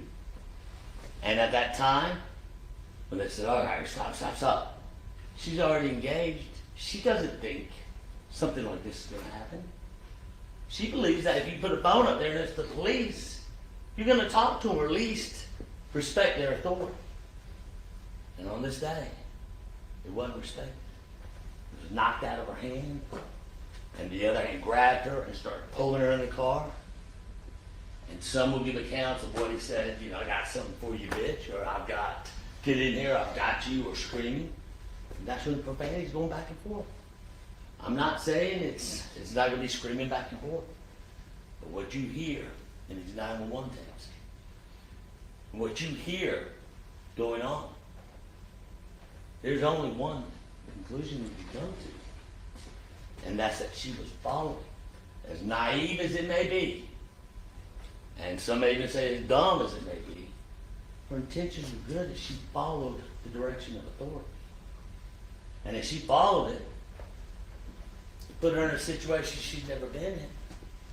And at the result of it, she did the only thing a caring individual would do. We're all human, no matter what. No matter gender, color, race, we're all human. And the only humane thing to do when somebody is shot is try to get help and try to get an ambulance. And that's what she did. Hey, As the Gina. approximate cause Hello. of the death. And once again, it's a tragedy. So we can look at it and look at all that. But look at all that occurred. Look at what you got to listen to and what you got to make a decision to. Because I believe if we can get all this evidence in that I've seen, if we can get all this evidence in, and I don't think we are, if we can get it all in, you're going to be able to make the right decision. And a right decision, not only can you look at the state when you make that decision, but you can look at Hannah Payne in the eye too.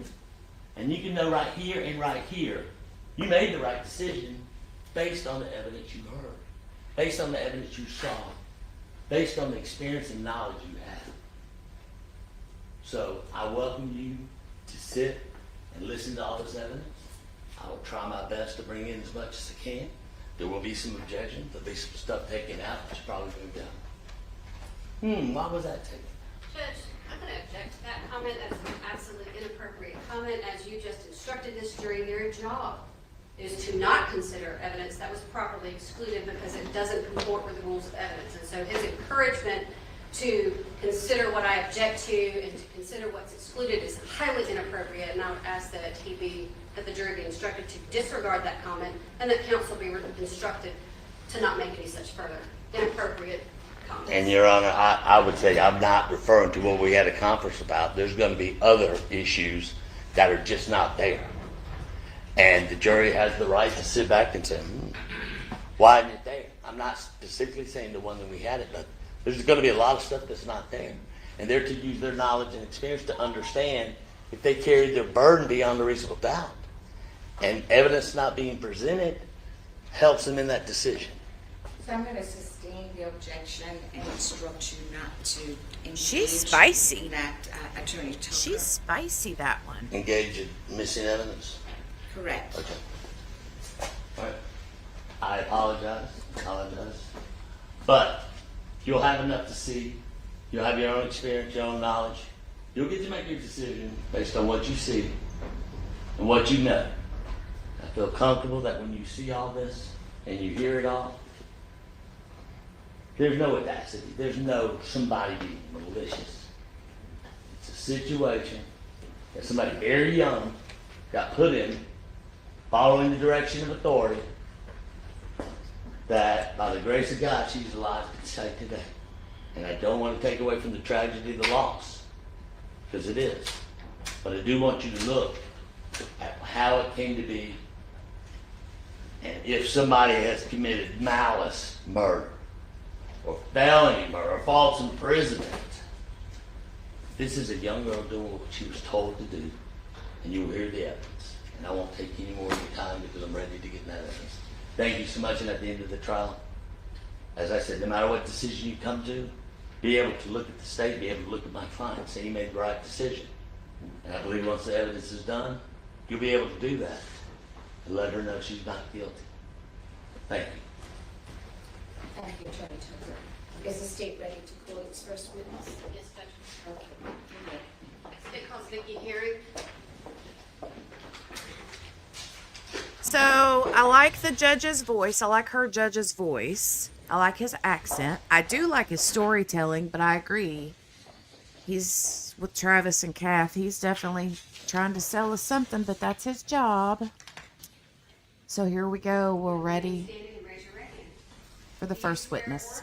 The testimony you will give before the court in this matter will be the truth, the whole truth, and nothing but the truth, so help you God. Yes, I do. You can take your hand down and have a seat.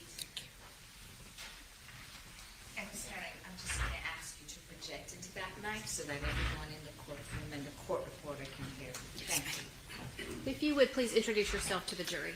My name is Vicki Lynn Herring, And can you spell all three of your names? VickyLynnHerring. And are you related to Kenneth Herring? Yes, And how are you related to Kenneth Herring? I'm his baby sister. Oh. When was Kenneth born? 1956. Okay. Yes. And how much older was he than you? I was born in 1963 And where did y'all grow up? in Norman Park, Georgia. In the time that you spent around Kenneth, were you ever aware of any medical conditions that Kenneth had? I know that he was a diabetic, severely. Were you aware of any type of medications or anything that he had to do in order to manage his severe diabetes? He was insulin dependent.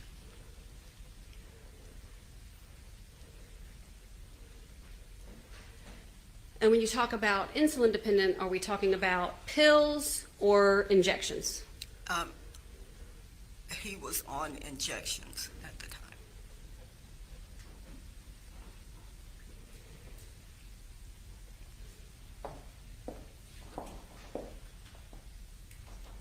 May I approach the witness, Judge? Yes, you may. Showing you what's been pre-marked as State's Exhibit number 1. Do you recognize State's Exhibit number 1? Yes, And how do you recognize that? that is my brother. And is this a photograph that you provided to the DA's office so that the jury would be able to see what Mr. Herring looked like in life? Yes, ma'am. Is that a fair and accurate photograph of your brother? Yes. Your Honor, at this time, the state tenders State's Exhibit number 1. Any No objection? objection, no.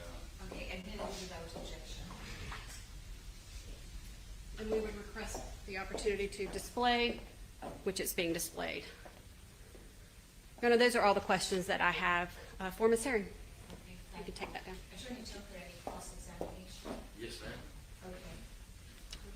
Where shall we place exhibits? Is this good? Ms. Herring, my condolences to you for your loss. My name is Matt Tucker. I'm the attorney for Ms. Payne over here, and I just have a few questions to ask. What kind of work was Mr. Herring in? At the time, he was doing some odd jobs. Okay, did he wear a suit all the time? I saw the picture of him in a suit. Did he wear a suit all the time, or did he wear kind of work clothes? He wore work clothes when he worked. Okay. And did he do a lot of work out of his car? Did he have a bunch of tools and, I guess, things to assist him in his job? He may have, yes. Okay. You weren't familiar with what was in his truck? No, as I was not there at the time, I didn't know what was in his truck at the time. And I don't have to just restrict it to that time. Did you ever see his truck? I know that truck because it belonged to my father. Okay. So, but you didn't know the contents, what was in the truck, correct? You just knew it was your father's truck passed down? I didn't know what was in the truck at the time. What do you have in his truck other times? Do you know? And Judge, what's the relevance of what he would have in his truck on any day other than the one that we're talking about here? You know, there's going to be a lot of items and pictures that are shown. I just want to know how long those items were in the truck, if people had knowledge of it being in the truck prior to that day. Okay, I'm going to sustain the objection and ask you to move on in terms of the questions, because I don't find it relevant. Okay. You stated that you knew he was diabetic, correct? That is correct. Did he have one of those EpiPens that they would use to inject insulin or to assist if he was having a flare-up or diabetes, low sugar or high sugar? I had not seen one. I had seen him use a needle. Okay. Did you ever assist him with that needle? I did not. Did he ever say he had problems injecting with that needle or any needles? He never disclosed any to me. Okay. And he never said anything about an EpiPen that would be kind of the alternative of taking a needle out and injecting himself? I never I discussed thought it an with him. in EpiPen was depth. only for allergies. Am I So, wrong? but you said you knew he had diabetes. I do. And were you there at a doctor's appointment when the doctor disclosed, or did he disclose it to you, or? He disclosed it to me. Yes. And he never once talked about the EpiPen versus an injection. He did not have that discussion with me. Okay. And how many times did you see him using or doing an injection? I saw him on a couple occasions. Okay. Do you know how much he had to inject into him, or? I do not, and I never asked.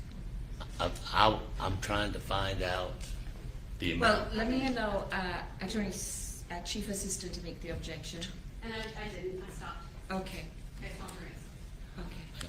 So you weren't that familiar with these injections, you just knew that he had done them from time to time, correct? Yes. And you weren't present at the doctor's appointment when he was diagnosed with this or told how to handle the injections? No. Okay, no further questions. Okay, any redirect from the state? No, Judge. Okay, may this witness? Yeah, I don't know. I mean, Excused, so Okay. that she may remain in the courtroom. Okay, And you There's do? no objection. Okay, so the glucagon is used for diabetes. EpiPen is for allergic reactions. That's what I thought. Hi, Helen. Hi, by the way. And hi, welcome back, Lee. I don't know if you were here and then left. They have insulin pens, but they are not for urgent use. The EpiPens are. That's what I Statement thought, yeah. quotes. Next witness. Your Honor, the state calls Terry Robinson.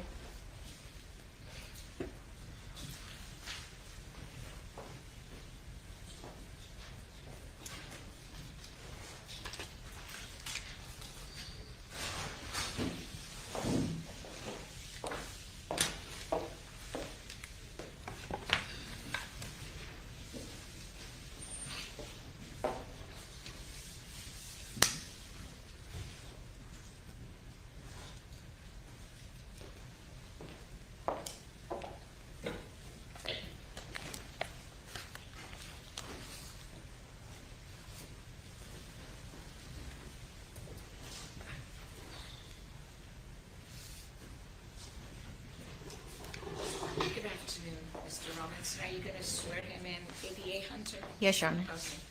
Would you raise your right hand? Do you swear and affirm the testimony that you will provide to this court will be the truth, the whole truth, and nothing but the truth, so help you God? Yes, ma'am. All right, you may have a seat. Pull yourself up to the microphone. If you feel comfortable, can you remove your mask and talk clearly into the microphone so the court reporter can take down your testimony? If you don't feel comfortable, then just make sure you speak clearly into the microphone. Yes, ma'am. All right, could you please state and spell your name for the record? Doggone it, I wanted to Terry see his Robinson, handsome face. He looks like a handsome T-E-R-R-Y, man. R-O-B-I-N-S-O-N. And Mr. Robinson, what is your current occupation? I work for the Georgia Department of Corrections. And what do you do for the Georgia Department of Corrections? I work in infirmary operations, securing inmates, managing those particular things that operations what we have for the state of Georgia. Okay, and you stated you work in the infirmary. Can you give us kind of your duties and responsibilities and what your day-to-day would look like in that role? Well, in that particular role, what we do is manage, making sure that our the offenders are taken care of when they come into our facilities. We're generally similar like a hospital, but making sure that our operations are management, making sure that these particular offenders are taken care of. That's basically it, by watching over them and keeping them secure. Okay, do you work closely with any of the nurses in these facilities? Of course. And what are your duties as far as the nurses are concerned? Making sure they're safe, making sure that nothing takes place with them, watching them as they manage placement and give out medical or assisting the offenders as needed. Okay, have you ever been involved with inmates who are having medical conditions? Yes, all the time. I mean, basically when they have certain things, when they happen with them, we call the nurses down to make sure that see after them and everything. Basically just making sure that the nurses are aware and that the doctors come down to just as well. And have you had the opportunity to just observe the inmates when they're either diagnosed with certain conditions or being treated for certain conditions? We do. We pay attention to that, but basically just when they're saying that this particular offender has this particular disease or either something's taking place with that particular offender, and that's about it. But we don't diagnose it. I'm not a medical. I just make sure that, again, making sure that the nurses and doctors are secured. And how long have you worked in that role with the Georgia Department of Corrections? 8 years.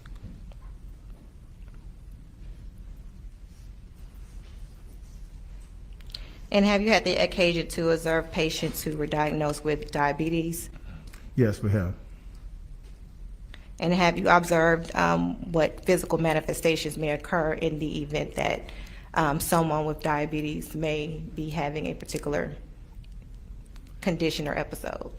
When they're going on a certain shock or something like that, and basically we did see how they get seizures and stuff of that nature and stuff, but other than anything else that's severe, mostly the nurses are there to help them give them medication before they go into that certain stage. But if they go into a certain thing, we observe like some of them may have like yellow eyes, glassy eyes of that nature stuff, or having a diabetic or a shock or something like that. Now, are you currently post-certified? Yes, I am. And were you post-certified on May 7th of 2019? Yes, ma'am. Now, were you on duty on May 7th, 2019? No, ma'am. I was off duty. That was one of my off days. I was off. So you weren't in uniform? No, ma'am. Now, let's talk about an incident that you witnessed that occurred on May 7th of 2019. Did you witness a vehicle collision on May 7th, 2019? Yes, ma'am. And where did that collision occur? Clark Howell and okay. Forest Parkway. So this And- the witness that And are you familiar with that area? Yes, I am. said that he And how thought often that would you he say was you've driven having in that a area? Plenty of diabetic times. Before even Shade, before the fifth one-way Episode. came. I've been in Atlanta mostly 38 years, so yes. And do you recall why you were in that area that day? Heading home, unfortunately coming up, I was leaving Camp Creek, but there was an incident on 285. I boarded 285, came across, got on highway, came on Interstate 85, worked my way around. There was another incident on Riverdale Road, Upper Riverdale Road. Worked my way around towards the airport, where the cargo area is, and that's when I took Clark Howell, because they were saying 75, 85, there was an accident over there. So I worked my way around to come down to Clark Howell. So the traffic conditions were just really horrible on that day. It was weird. I never seen 3 accidents in one day, but that was taking place and happening. Now, did you witness the entire incident that occurred? Yes, ma'am. Now, can you tell us what happened during that vehicle collision on Clark Howell and Forest Parkway? As we were approaching, the light was green. The vehicles were turning to the left, and the truck, I know, was turning right. All of a sudden, I seen this maroon vehicle come, bam, hit the side of the truck. It lifted up, came to a stop. When I was approaching, coming down, I saw the maroon vehicle, and I saw the gentleman kind of slumped over a little bit. That's what made me pull over to see if he was okay. Then when I got a car, that's when I asked the gentleman, is he okay? And then the truck driver came up next, and then we just basically making sure the gentleman's okay. That's when I called 911. All right, so just to be clear, can you describe the vehicles that were actually involved in the collision, what they looked like in their color? Like I said, it was a white 18-wheeler. The truck, I don't know what the name, I forget the name of the truck, but the company, but the maroon vehicle, and I seen the Jeep, and there was another, I think there was another car, I think it was a white car on the other side. So what vehicles actually collided during that incident? The actually collided was the maroon vehicle and the semi-truck.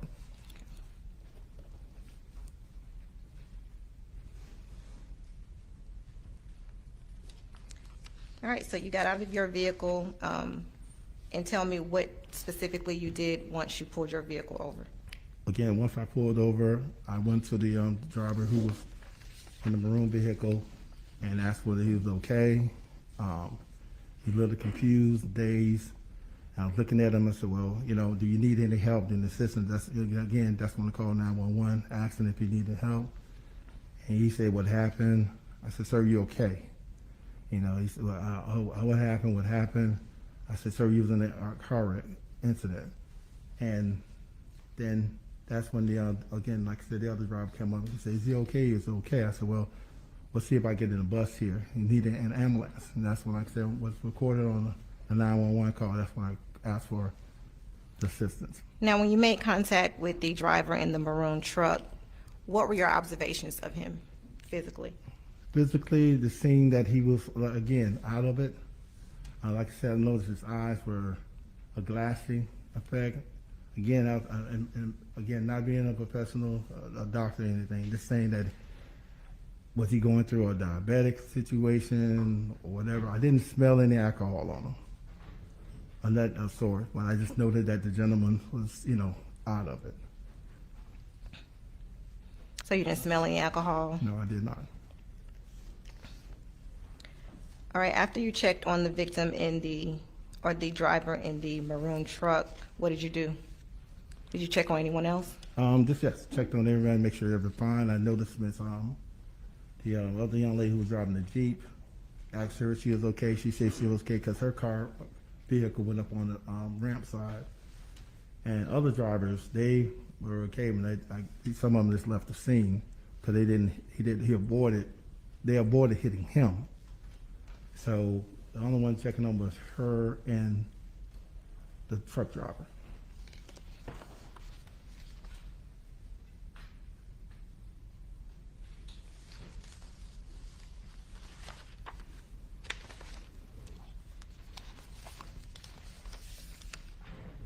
Okay, I'm going to hand you what has been previously marked as State's Exhibit 2.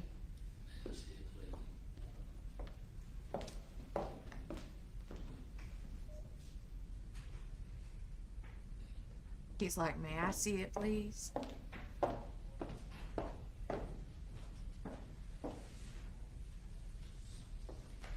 you familiar with that area? Yes. And how are you able to be familiar with that area?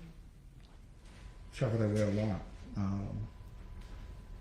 Travel that way, like I said, when making delivery, when I'm going that way of avoiding traffic of 285 or either 75, 85, take this way to travel out. So yes, I'm familiar with this area. And is that the area where the incidents would have occurred? This incident right here, this is Forest Parkway, Penis Boulevard. This is where, when I came up, when I left the scene that's further down the way, Park Howell and Forest Parkway, that's when I came up and asked what took place in the house because I just seen the scene, and I said that something took place with that. You would have traveled that route to get to that location? Yes, I had to come from Park Howell heading west to get to this location because this is the corner where the McDonald's is, and this is 285 right here. All right, Your Honor, at this time, the state would move State's Exhibit 2 into evidence. Any objection? Okay, admitted without objection.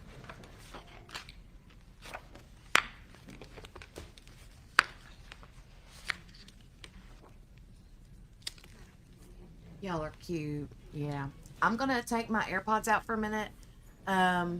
So let me know if that pauses or stops the audio on the video. Because Dale's getting ready to leave. And Your To Honor, get we will ready to also be leave for submitting work State's soon, Exhibit so 2A for I'm just gonna have demonstration a quick purposes, which is chat just with an him real quick. enlarged photo of the map that was just submitted into evidence, the State Exhibits 2.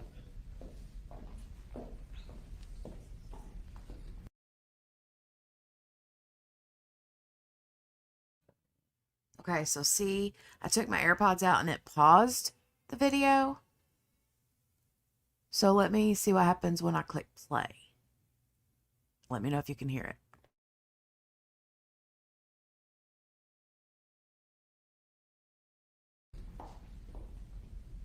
Okay, admitted without objection. And yes, ma'am, move around to see this. There's always places.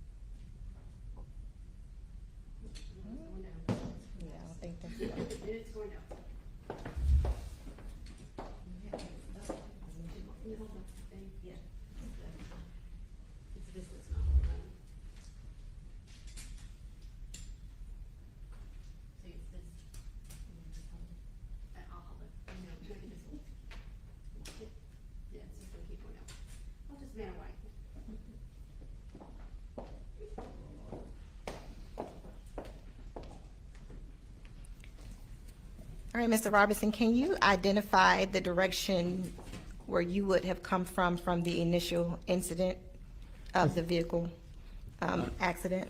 I would have came from this direction right here, heading again west to this location on this one. I would have came from the west, heading from east, heading west this way. All right, thank you.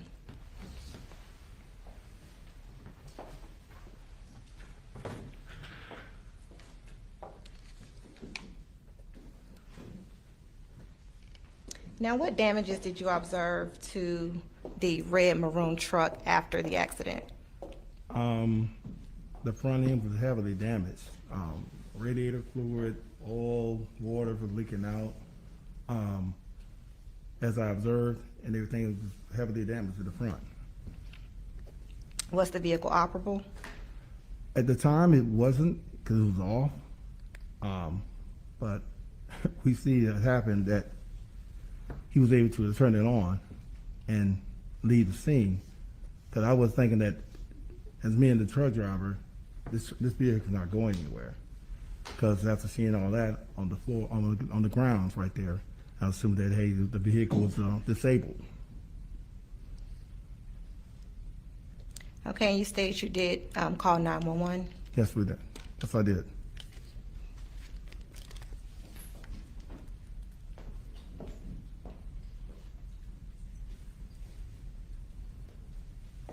All right, and Mr. Robinson, how many times did you call 911 this day? Twice. Okay. I'm showing you what has been previously marked as Exhibit 3. Do you recognize it? Yes, ma'am. And what do you recognize it to be? The recording of the 911 call. And have you listened to those 911 calls? Yes, ma'am. And how do you know that this disc is specifically the 911 calls that you listen to? Because I initialed it right here. And was the 911 call you listened to accurate as to what the call was on that day? Of that day, yes. And Your Honor, state would like to move State's Exhibit 3 into evidence. Any objection? Assuming that as soon as it starts, it's his voice and it's identified as 911, no. Okay, admitted without objections. Your Honor, permission to publish? Yes.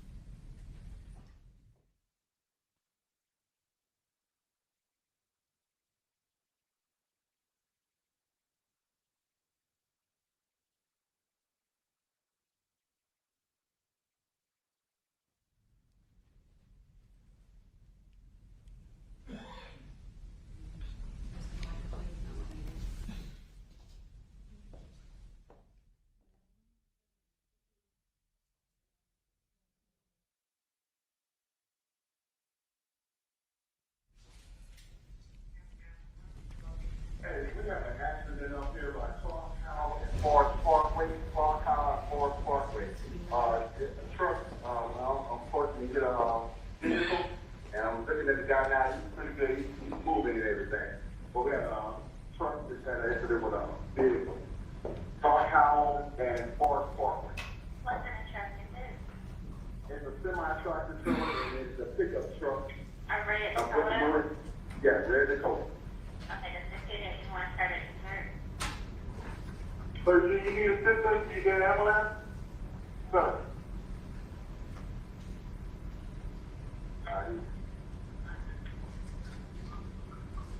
It's okay. You need an ambulance assistance? He's not saying anything. Sir, you okay?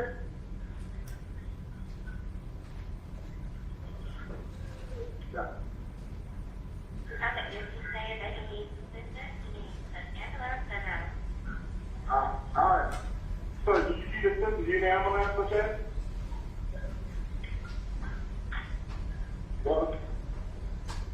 I mean, you hit this, well, are you okay? We have a police stand around, but this, Yeah, tell me where. I'm a state officer. I work at a GDC.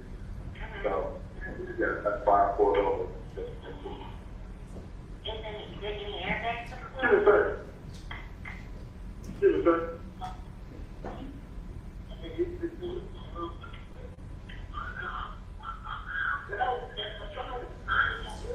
Nah, see that. I'm sorry. You know, man, I'm talking to the gentleman who drives the tractor trailer truck. And he was the car swerving in. You know, they know what happened. He fell asleep. So you need to be into that. Don't start it. Don't start it. You're smoking. Sir, just stop. Right there, right there. Are they obstructing the roadway? I saw someone when I saw it coming out. I saw the car coming. So it be discussed. And then I see the light was green. Yes. You have to bring it. You have to bring it. Okay, so we have to stop this. We're going to be out there, okay? Yes, ma'am. We'll apologize for that, ma'am. No, that's okay. Thank you. Okay. Now, Mr. Robinson, why did you continually ask for an ambulance during this 911 call? Concerned about the victim. He was out of it, back and forth, and like I say, he was, his eyes, the way he was carrying on, how he was looking and everything, I was concerned. And I felt like I need to have an ambulance there to observe him. Okay, and after you made that 911 call, what other observations did you have of the victim? Well, he got out the truck.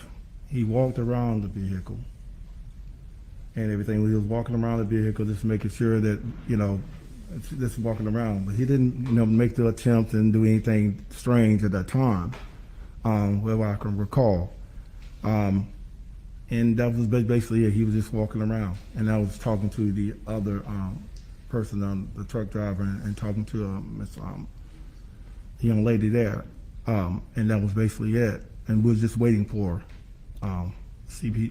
Clayton County to appear, Clayton County or either ambulance to come. Now, after you made the first 911 call, did you have any other communications or conversation with Mr. Herring? When he started to get, what he got back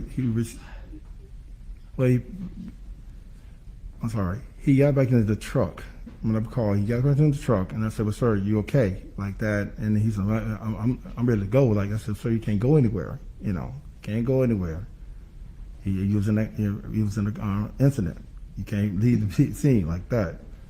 And after that, he just, sitting there, and I was still talking to them, and all of a sudden, he turned on the vehicle, and I was like, "Well, sir, you can't do anything. You can't move. You can't move." And that's when he put it in drive and floored it. And I was like shocked. I said, "Well, dog, this vehicle moving." I thought it was disabled. And thinking in my mind, I should have took the keys. That came in my mind. I should have took the keys and stopped. But again, just thinking that the vehicle be disabled, it wouldn't be able to drive off. But right there, that happened. And once Mr. Herring got back in the vehicle, when did you make the second call to 911? After that's when he again waiting for them to come and everything, and saying, "Hey, what's taking us so long? I understand this incident's taking place, but what's taking so long?" And then that's when between that time when I made that phone call, that's when he accelerated on. Now, how much time had passed between the first 911 call and your second 911 call? It was like way over 20 minutes, because we was trying to figure what's taking so long. Now, did the defendant and Mr. Herring ever speak or communicate with each other while they were on scene? No, she was standing over there by the truck driver. She had communication with him, just talking to him right there. They did make conversation. And did you secure the area, the scene, to keep people separate and apart? Well, basically when I told them who I was and everything, just saying I was off-duty officer, state officer, And that was it, basically. I'm, here just waiting for just here to help and waiting for assistance to come in. Basically, we're asking for Clayton County or either the ambulance to come on that. But everybody was standing where they were. They wouldn't. She or he was not near this, the driver. So they never exchanged words? No, not at all. All right, I'm gonna play your second 911 call.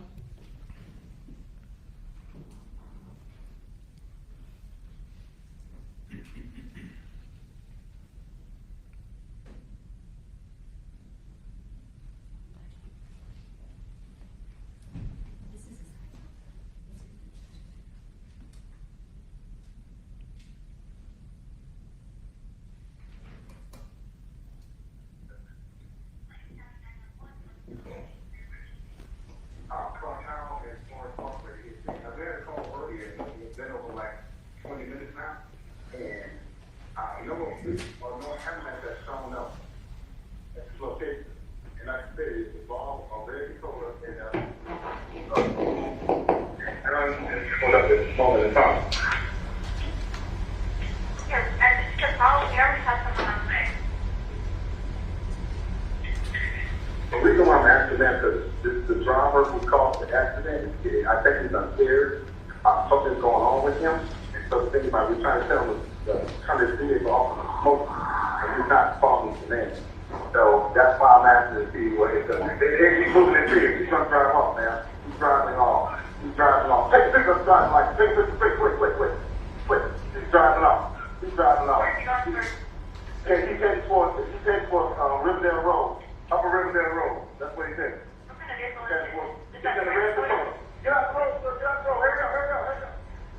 What's the tag number? Red Dakota, front end damage to his red Dakota. Did you get a picture of the driver's license? Tag. Oh, man. Let's get out the road. Get out the road. He's headed towards Riverdale Road, heading towards 285 area. Riverdale Road. He's heading west. Heading west on Forest Parkway towards the area. Okay, good. Go. Now the other driver who was and she's going to take a picture of the yeah, he's fled. He's an African two vehicles. His vehicle and the truck. The truck is still here. Driver truck is still here. So step out the road. Just step out the road, please. So he's in a red Dakota. It's a 96 model, 97 model. He has either older black gentleman, gray hair, blue shirt on, and front end damage. Heavy front end damage in front. I knew he was going to do something. If I was in uniform, I would have taken to you, but I did. So, Okay. Where you at? he's heading towards that area. If we get we can let that way. I knew the traffic. I knew it was that Payne opening, and there's another officers on that field. Give me 1 moment. I knew it was RHA 5933. There it was. RHA 5933. RHA 5933. I got it. Robert Henry Adams 5933. Yes.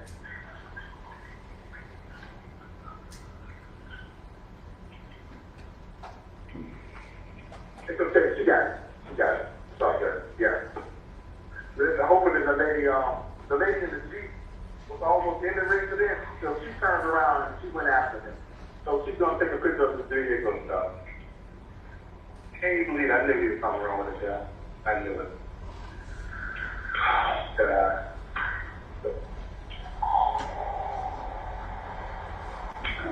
This is crazy.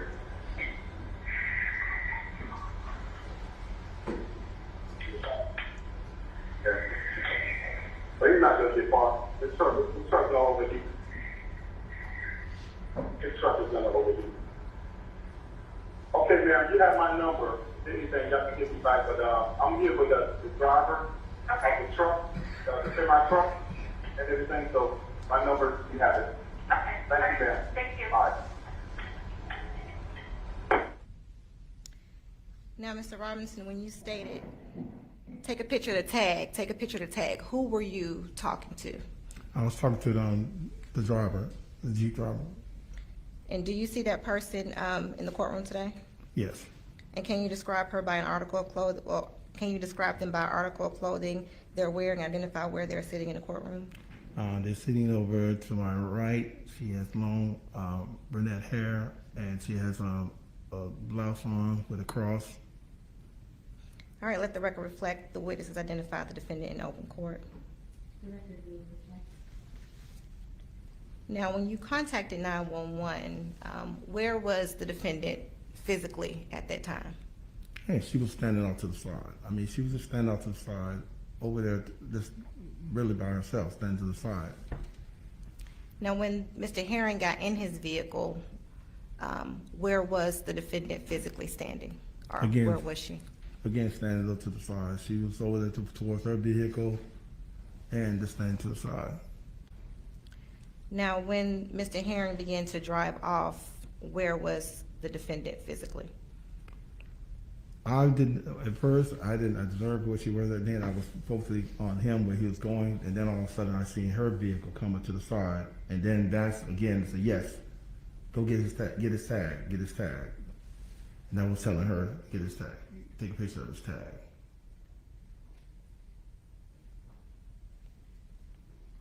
So was the defendant already in her vehicle Yes, when you told her to take a picture of the tag? yes, she was moving, yes.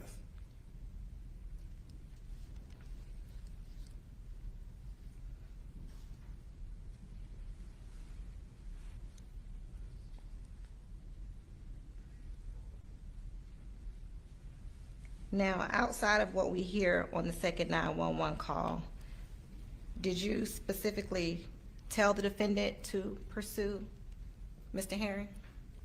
To pursue, well, again, told her to go get the tag. So you didn't tell her to?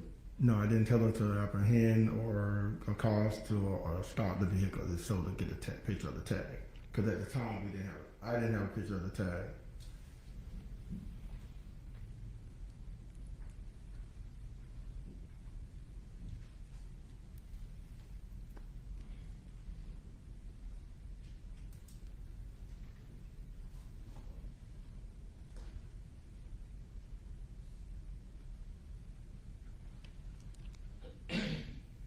So did you tell the defendant to stop Mr. Herring's vehicle if she was able to catch up to him? No. Did you tell the defendant to use whatever means, including deadly force, to stop Mr. Herring from getting away? No.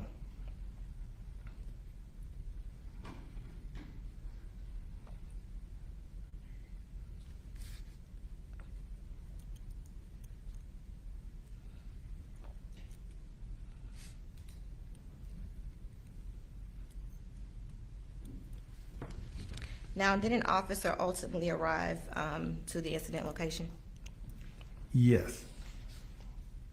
Now, do you know how soon the officer arrived after the defendant left the scene? It had to be like, if I can recall, at least another 10 minutes. Give or take 8 to 10 minutes, because that's when he rolled up. And he said, and I noticed a black vehicle heading fast, SUV heading fast towards on Forest Parkway, heading that same direction, the Riverdale Road. And then he said, there was an incident down there. I said, well, I'm going down here. I'm going to drive down there to see if they caught up with the person and everything, because I know the vehicles were coming fast. So I did, and that's when I drove down there, and I seen the commotion, and I got up, I parked my vehicle over towards McDonald's. I said, what happened? What happened? They said she shot her. I said, who shot who? Your response, 8800. No further questions, Your Honor. Okay, I will sustain the objection and the jury will disregard the hearsay. Do you have cross-examination? Okay, here's what I'm gonna do. The jury, they've been sitting for a while. I'm gonna give a quick break and then allow you to do the cross-examination. So it's 4:15. Again, I know some of you have child care arrangements to put in place. I'm gonna give you an opportunity to do that since we may be here past 5 o'clock. And I'm gonna go ahead and, it's no 4:15, just be back at approximately 4:35. Thank you.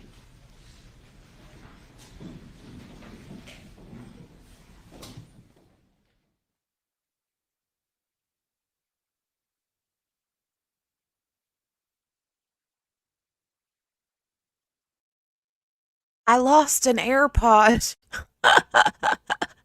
I went to put one in and literally it fell out of my hands and went under the table. So, anyway, her taking notes is a tactic. It's meant to show you're paying attention. Right, right. Or trying to show that you're like ready to rebut those things, you know? I gotta find my AirPod. I have so many diamond paintings down here under this desk right now. Yeah. Let me find it. Hold on. How long did they say they were going to be on break for? Did she say 10 or 15 minutes or something? And I had to eat a piece of cheese. I was hungry. I grabbed a piece of cheese and was eating cheese when I came back. But I did miss the whole part where she flipped out. So I'm going to find my AirPod and then I might rewind it and watch that part back. Oh, 20 minutes. Okay. I'll be right back. Let me grab that. Hold on a minute.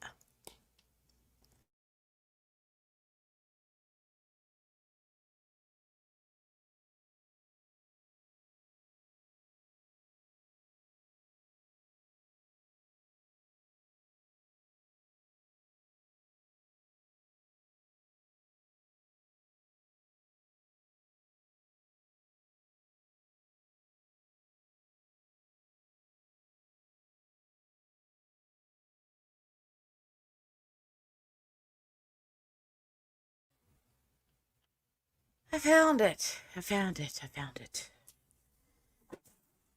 Oh my lord, everything is making noise. Like everything fell apart when I came back. Hold on.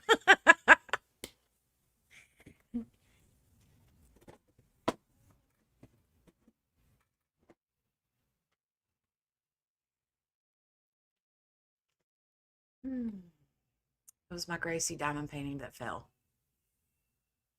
Anyway, that cheese hit the spot. You know how sometimes you just get that like, I gotta have something like right now? That's what that was. That's what that was. It's like I gotta have something to eat right now. 45 minutes behind again, says Steph. Had to fix the hole in the backyard so our little mischievous dog can stop escaping into the neighbor's yard. Oh my goodness. Hold on a second.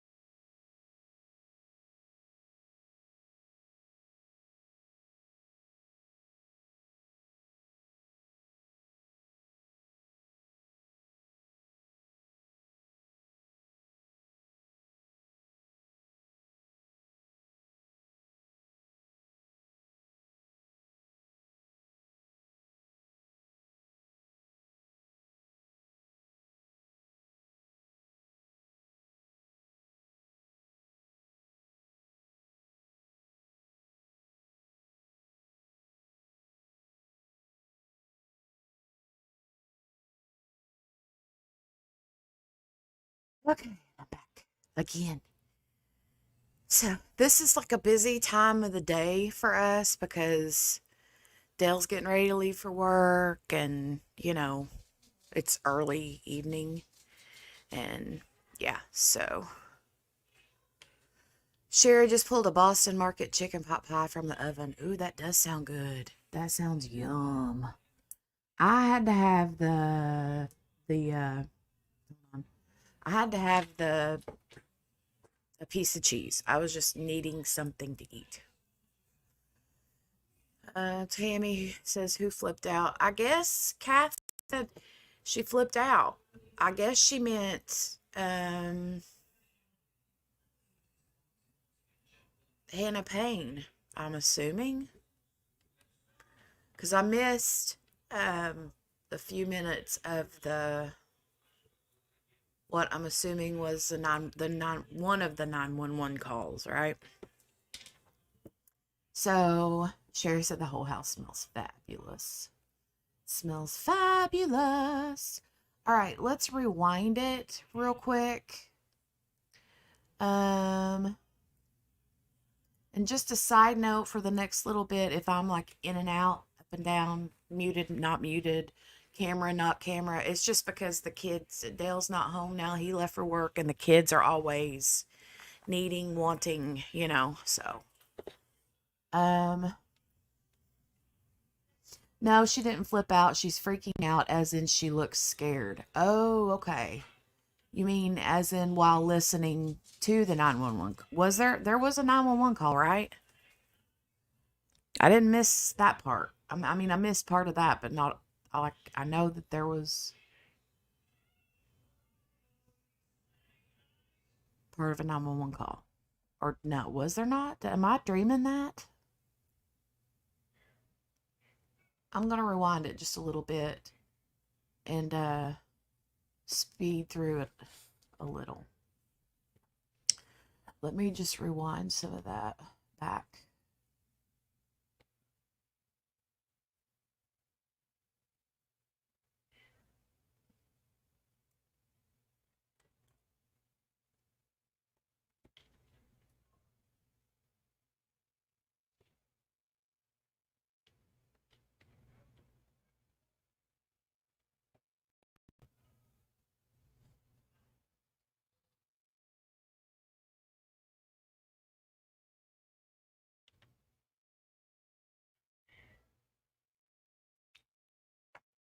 Okay, I remember this part, but I'll leave it here.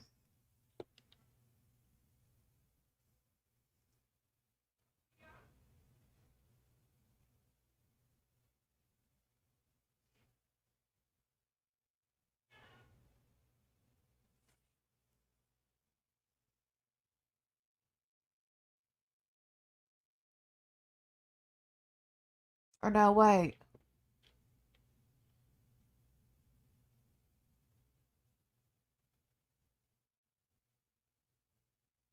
Okay, hold on. I need to rewind it back further.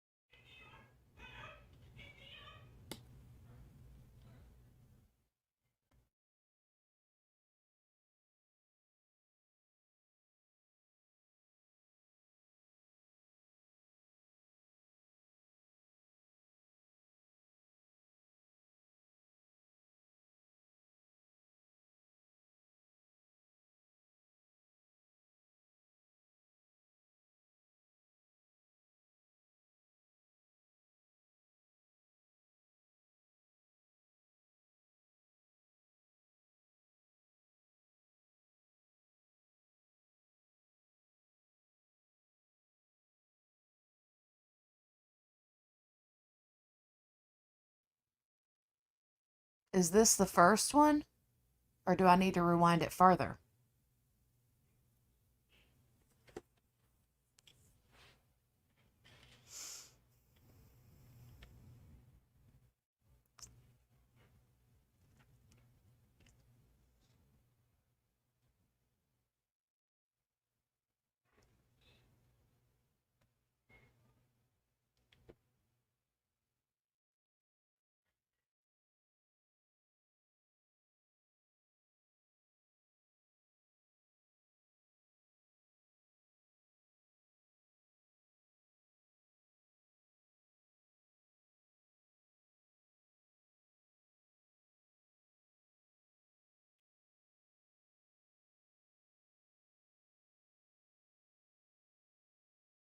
She does look terrified. She definitely looks terrified.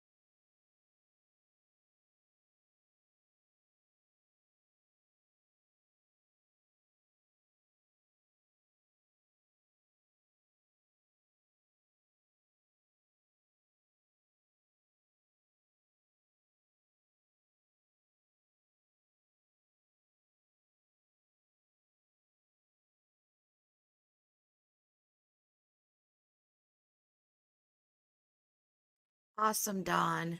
Make a plate for me.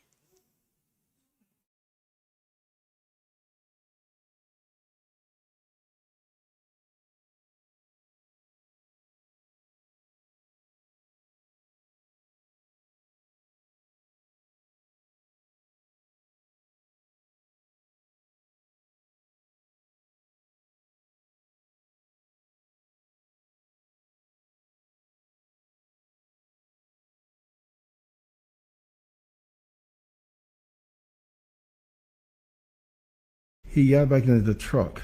When I called, he got back into the truck, and I said, "Well, sir, you okay?" Like that, and he said, "I'm ready to go." Like I said, "Sir, you can't go anywhere. You know, can't go anywhere."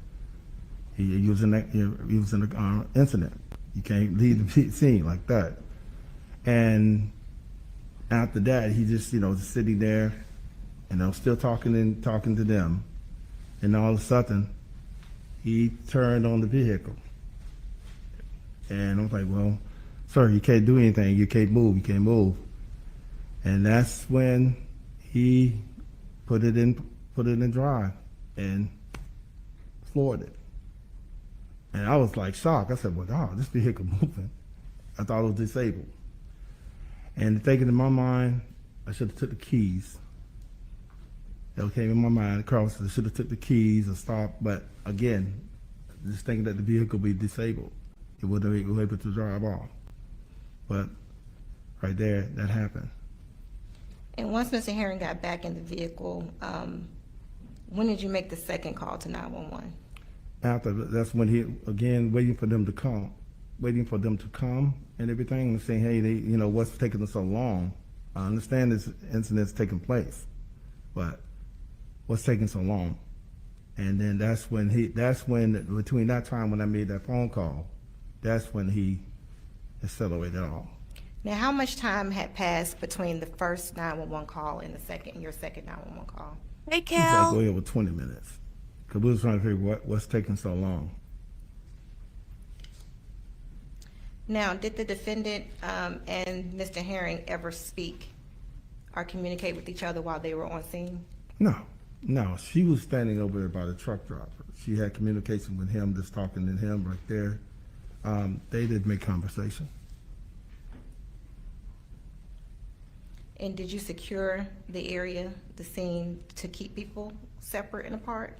Well, basically when I told them who I was and everything, just saying I was off-duty officer, state officer, and that was it. Basically, I'm here just waiting for just here to help and wait for Welcome back, Tammy. assistance to come in. Basically, we're asking for Clayton County or either the ambulance to come on that. But everybody was standing where they were. She or he was not near the driver. So they never exchanged words? No, not at all. All right, I'm gonna play your second 911 call.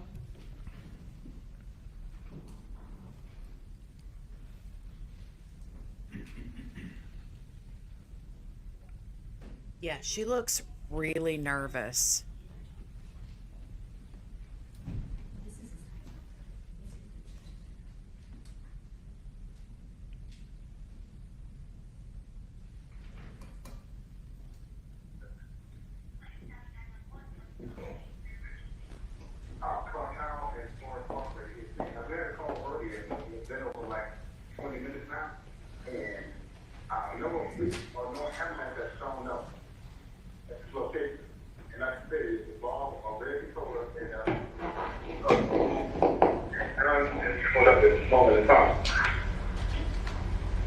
Yes, and just all here, we have someone on site.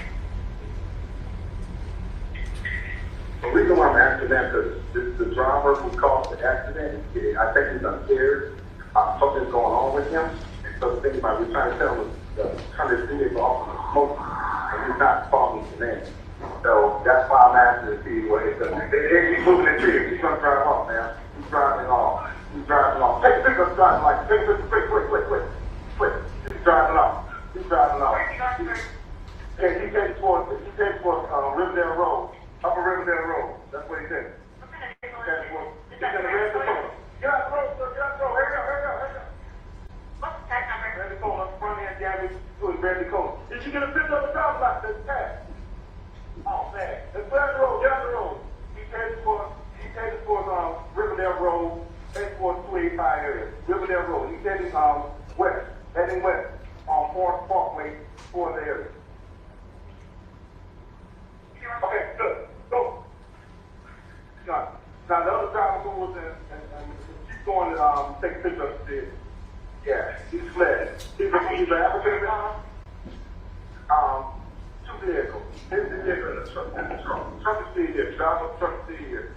So step out the road. Just step out the road, please. So he's in a red Dakota. It's a 96 model, you can say 97 model.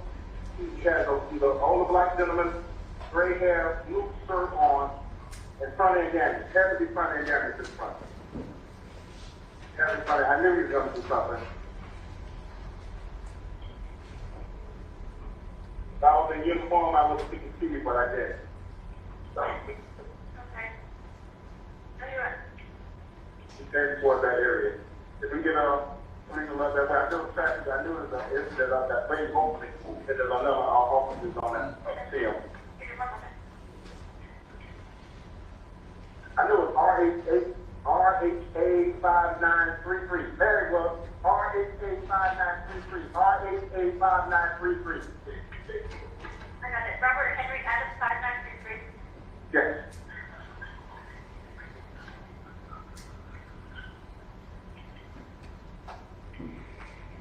It's okay. She got it. She got it. It's all good. Yeah.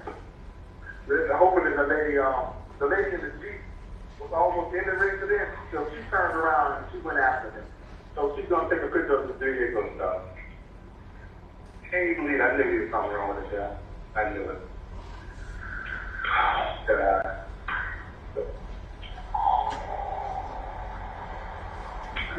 This is crazy.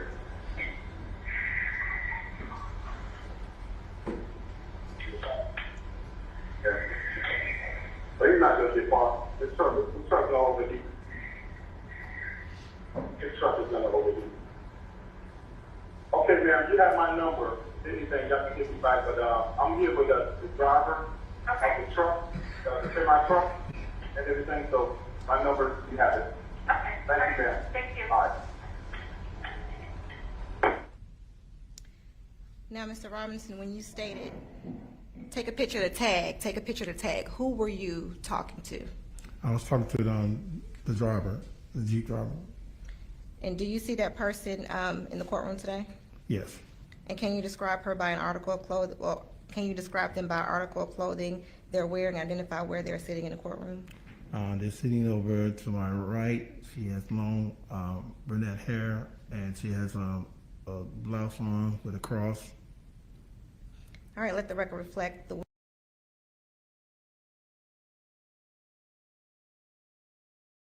witnesses identified the defendant in open court. Now, when you And then allow you to do the cross-examination. So it's 4:15. Again, I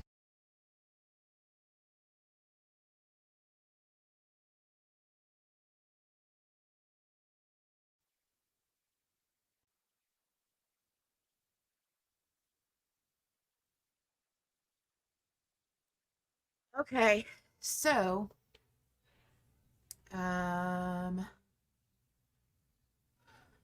curious to know how this man being there affected her decision to go after the driver.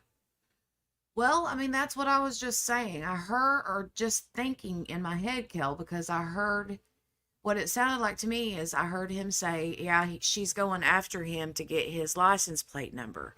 Like, you know what I'm saying? Like, was there a conversation between them?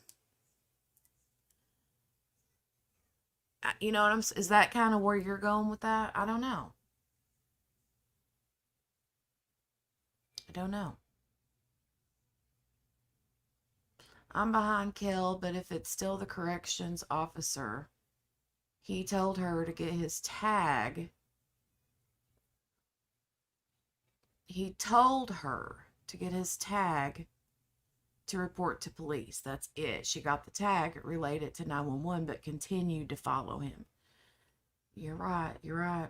See, I'm very much one of those people that's like, I hear one side of the story and I'm like, okay, I believe that. And then I hear the other side of the story and then I'm like, okay, but I believe this. And then, you know, I'm back and forth, back and forth, back and forth, you know, so, but instructions. So, Kel said, I'm not saying he did anything wrong. I'm just curious if she was sort of encouraged by him indirectly. Yeah, I don't know. Let's see. I'm going to fast forward. It's,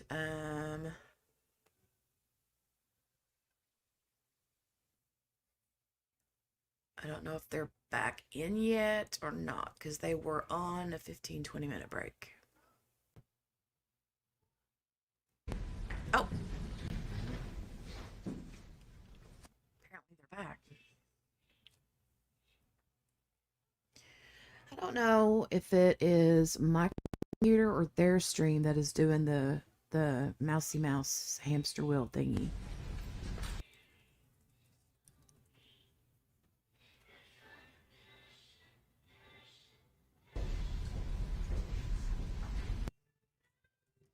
Go back until I see the seal again, and then I'll know And that's where to stop.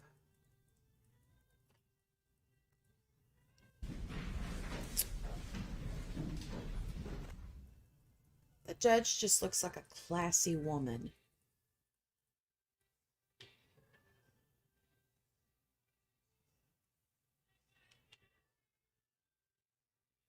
Okay, there we have a seal.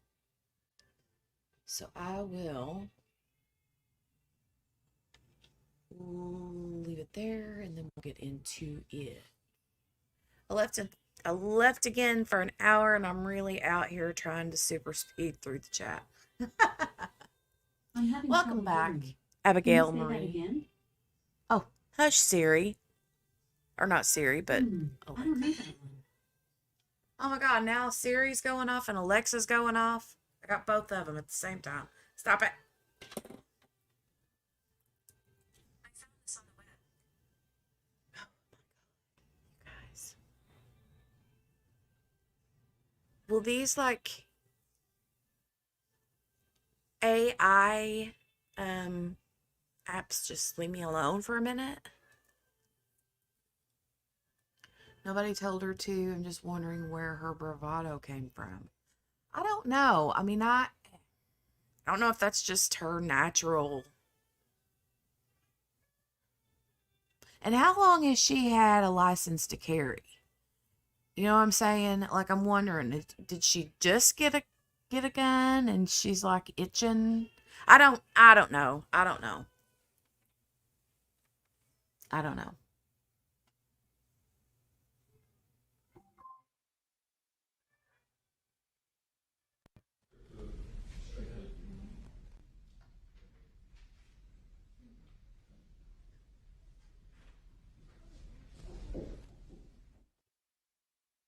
I'm sure she has a license to carry, Kath.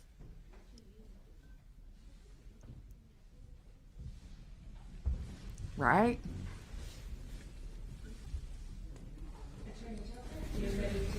yes, ma'am.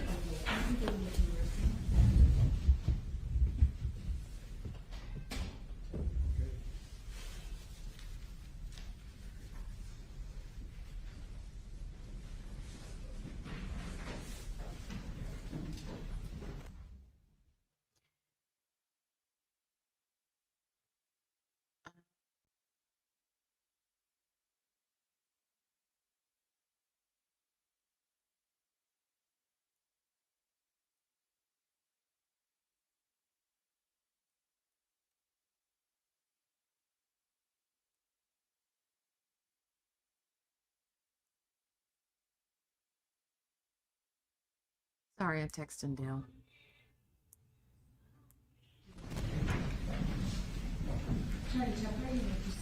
Cross-examination. It's Officer Robinson, correct? That's correct. And getting a chance to hear the 911 and talking about it, you kind of refreshed your memory of what occurred on that day, May 7th, correct? Yes. And if I may approach the diagram here. Yes, you may. And you were talking about an accident that occurred, you said it was right here? You talking about the accident before or I'm after? talking about the accident with the 18-wheeler that you saw No, when I saw it happen further up the road. up here. Yes. So that's not an accurate representation of what you saw with the accident with the 18-wheeler, correct? That is correct. Okay, and what you saw there, you didn't firsthand see it, you came up on the scene after the fact and saw vehicles there, correct? That's correct. Okay. Now, at the time of the incident, as they do in all incidents, they asked you to write a written statement, correct? Correct. Okay, and as you listen to your 911 tape, did you say anything in there about diabetes or somebody having the diabetic shock or anything like that? Not to my knowledge. Okay. And If I may approach, Your Honor. You may.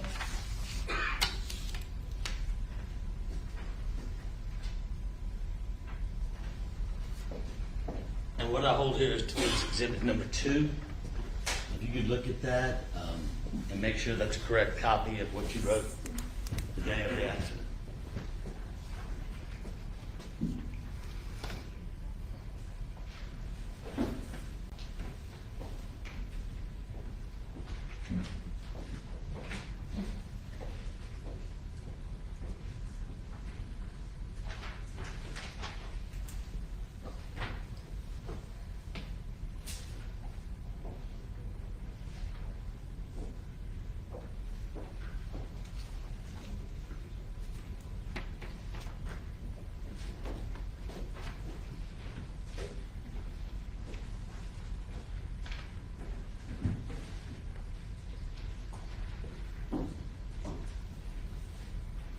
Yes, Does that appear to be a fair and accurate representation of what you wrote in the statement? that's what it says, Does sir. that appear to be your signature? Yes, it is. At this time, Your Honor, I would tender defense exhibit number 2, which is a written statement from Mr. Officer Robinson on the day of the incident. Any objection from the state? No objection, Your Honor. Okay, And- I'm gonna do that objection. We don't have a projector here to, oh, we do? Okay, great. I'm going to present it to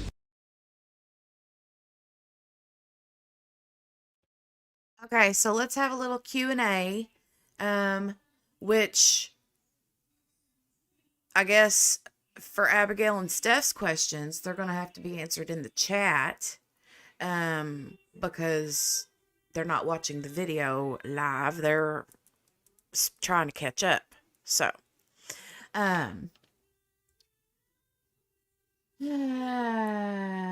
anyway, what was I going to say?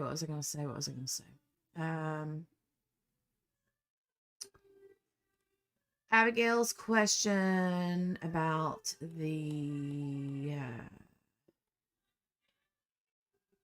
I just put myself to live anchor. Oh, okay. Well, Abigail, there you go. I was just saying, I'm going to have to answer your question in the chat because you're not caught up. But I don't know when court ends today. Usually court will go till like 5 or 5:30. Depends. Since they started late today, they might end a little later today, but it probably also just depends on how long each witness is going to be. So they try to like time things just so. So we'll see. And then also, somebody else had another question. Steph, I thought, had another question. Lisa Brown had a question, and she was saying that I missed the part where she went off. I had a passenger in the car, and we were talking. I'm on a break now. So Lisa, if you're listening, she didn't flip out what Kath meant by that, and then I had to go back and look.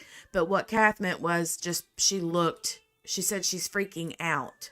And I thought she meant like in the 911 call, but she meant she's freaking out. She looked scared and nervous while she was sitting there behind at the desk. So that's what she meant. So anyway, all right.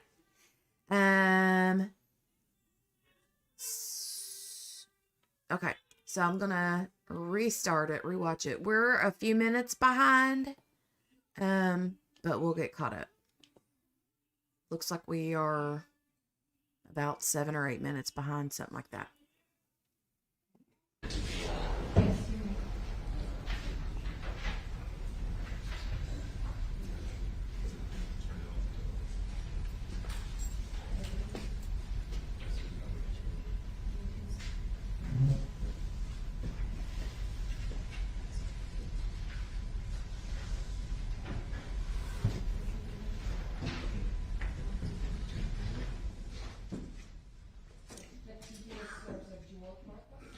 He sure does.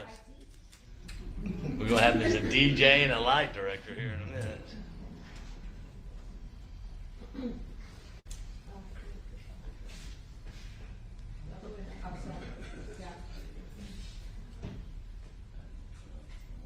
I love whenever they make little jokes in the courtroom like that. It's just kind of something lighthearted and kind of like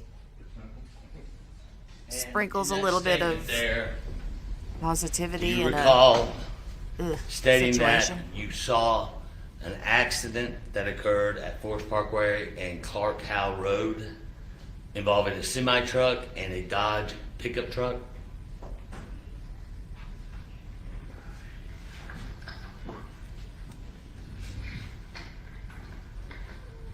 Have fun, Gina. That's a, Okay. And do you see that later on down there? You say he looked impaired, and you asked him if he was okay. yes, sir. Okay. Did he say that he needed any medical attention? He was groggy like and silent, so he wasn't really answering the question, sir. Okay. And you told him to stay in his truck, correct? I did. And he refused and started walking away. Start walking around. the Walking vehicle. around. Was he walking around his vehicle or walking around? Walking the around scene? his vehicle. Was he looking at the vehicle to see if it was operational, like the tires or the front or the radiation? Again, he was just walking around the vehicle. And what date was this statement written on? The date is showing right here, sir. 5/7/2019? That's correct. Okay. And you stated later on that there was another person who was involved, a white woman. Was she actually involved in the accident? You kill me, The one Abigail. you should You're describe it. killing me. As far as the vehicle is concerned and everything, the vehicle almost hit her vehicle. Almost So, yes. hit I the mean, vehicle. she made a maneuver. What I saw was she made a maneuver and she went up. But I was mostly focused on when he hit the vehicle, hit the semi-trailer truck. That was the one he made impact on. Okay. Everybody else, unfortunately, he missed. Okay. So my question was very specific. Was she involved in the accident being hit by another vehicle? No, Okay. And this was on the 7th of May, correct? that's correct. All right. Now, did you have another opportunity to talk to the Clayton County Police regarding this accident? That day, or Well, we can go that day. Did you have a chance to talk to the detective or anybody else from Clayton County that day? other than after the incident occurred. But do you recall talking to a Detective Haywood or a Detective Moore on May 21st, 2019? Yes. Okay, and in I this believe- interview, I'm not sure the day was, but they called me. if you would like, it could help you refresh your memory with a copy of the transcripts of what was said that day, if it would assist you. That'll be fine. You mind, approach? Yes, he will. You may approach. Thank you. You may take a moment or two to look at that, to refresh your memory.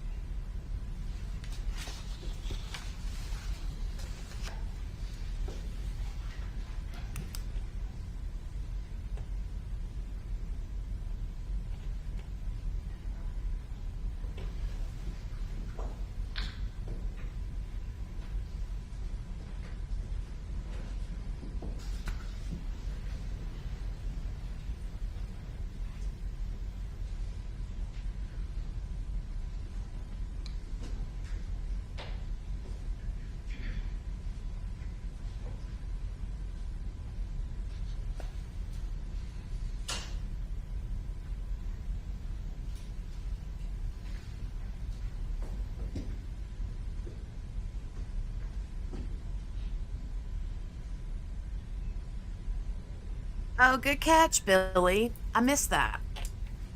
Good catch.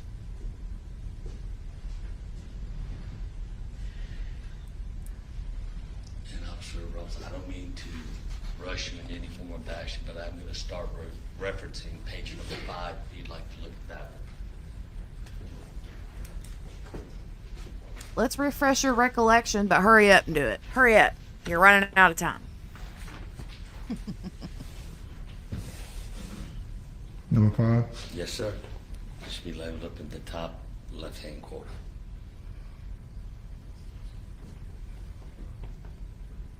The top left-hand corner. It'll be, yeah, page number 5 is. Yes, I see it. Page 5. Yes, that's the one I'm going to start referencing. Okay.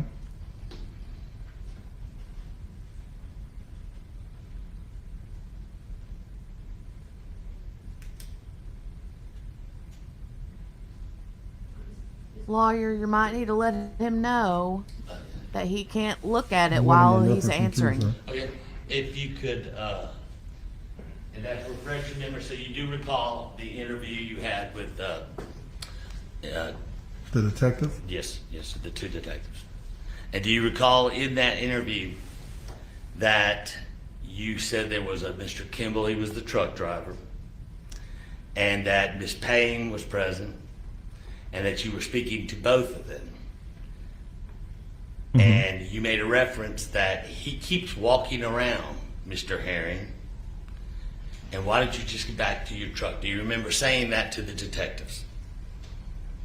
It's stated right here, sir. That's what took place. Okay. And you said that everybody was just waiting for the Clayton County Police, correct? Yes. Okay. But they didn't arrive as quick as you wanted. And you came back and said, when asked, this guy was not looking good, asked, what did you mean by that? Do you recall saying that he is getting irritable? And he said to you, what laws have I broke? Do you recall hearing that from Mr. Herring that day? Oh. I guess if it's in the statement right here, sir, that's not to go by. Okay. And do you recall what you stated to him, that you caused this incident and you need to stay still? It's stated right here, sir, that those are meant. Okay. And you recall thinking that you should have gotten the keys, or thinking about getting the keys from him, but you didn't feel like going through all of this. Do you recall? It's stated in this information, sir. That's. And do you recall why you didn't want to get involved in all of this? Well, at the time, sir, I was trying to think. I was there at the location. I was trying to observe, make sure everybody was okay. I was trying to apprehend this person when trying to do that particular thing, thinking that this person was just going through what it was going through. And you were trying to apprehend? No, I said I wasn't trying to do anything of that nature. And that's because you were not in uniform? If I was in uniform or something like that, I wasn't expecting that to take the place and happen. Again, I was expecting that a system the Clayton County would arrive and be there on scene to take care of the matter and go from there. I was not trying to do anything else, sir. But you said that you were trying to keep everybody safe, correct?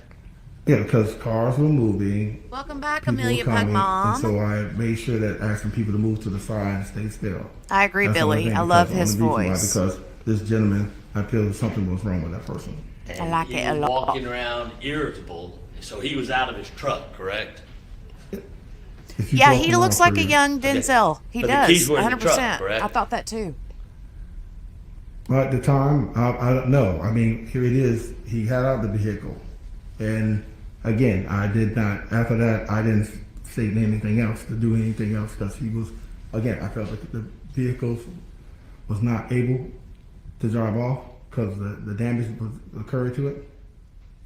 So, because it was smoking and it was leaking a bunch of radiation oil or fluids, it's like, he can walk around all he wants, that thing's disabled, correct? Mhm. So you would say it was a pretty strong impact on the 18-wheeler based on the damage of the vehicle? Based on the damage of the vehicle, yes. And then you stated that if you could go to page number 6.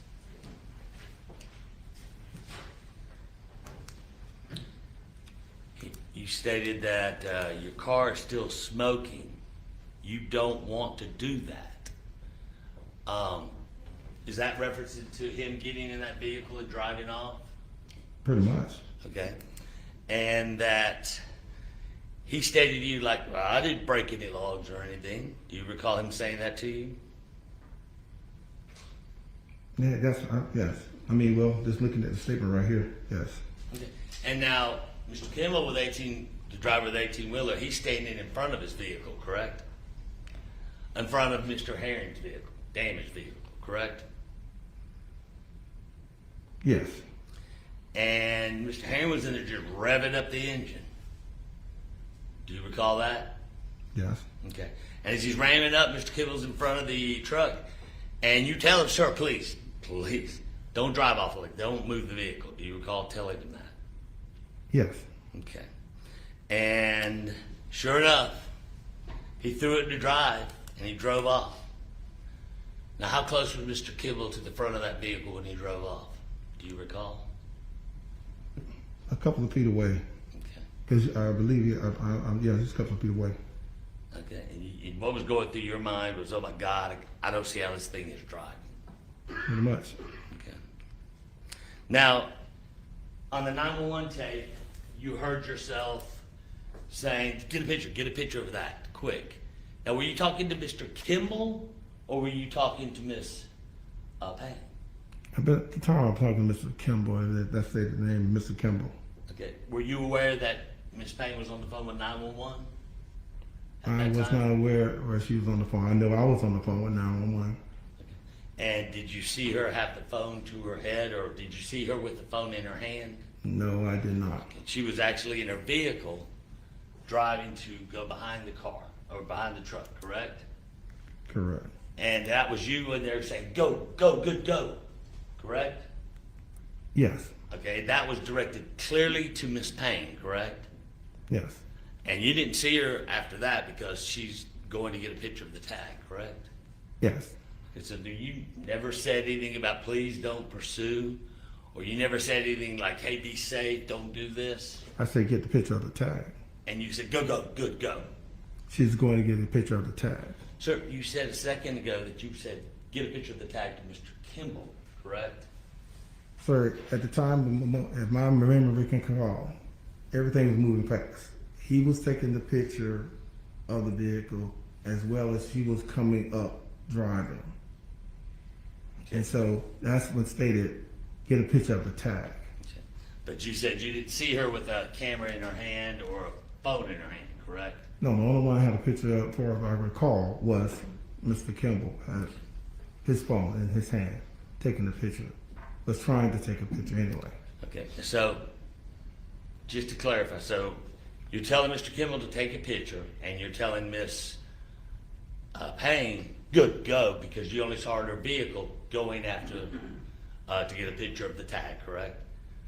Yes. Okay. Do you recall telling the detectives in that interview on the 21st, after this fact, after you'd seen the other result of the other incident that day, do you recall telling them, next thing you know, she came around and I said, don't pursuit, just get his license plate and just come back with the dispatch? Do you recall saying that in your interview to Detective Hayward and Moore? If it's written down here, if I can recall, but I don't recall that. But if it's written down here, I must have probably said it. I'm not sure. But if it's in this instant, in this affidavit. But on the day of the incident, you don't recall saying that, or you didn't hear yourself say that on the 911 tape, correct? No, sir. Okay. And then you also said that there was a white driver and a black guy was in a truck with him, and I told him just get the license plate. Was there somebody else present that was not identified? And it would be in your statements right there, just below what I said about, I told her don't pursue. Well, unfortunately, sir, since it's been a length of time, but yeah, I was. I recall it was another gentleman. He was in the vehicle, and he was over there as well. There's another person in the vehicle too as well, because he just pulled, as I recall, another vehicle pulled up. And you saw them driving off in the same direction Miss Payne was going in, correct? Don't pursuit. He headed that way. Okay, and you said to him, hey, get the license plate, get the license plate. That's pretty much. Okay. All right. And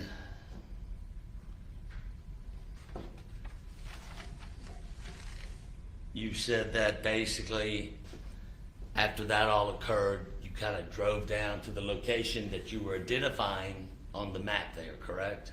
Correct. And that was the identification of an accident that you did not see, but you came up on it later, correct? Correct. Okay. And you parked over there at McDonald's, and you knew, I guess, an officer from Clayton County. And Oh, you guys are making me laugh. you stated to him that all she was supposed to do is just get the license plate. Don't do anything crazy. Do you recall saying that to Miss Payne on that day? I don't remember saying that anything to that like that, but when I mentioned to the officer. Okay. And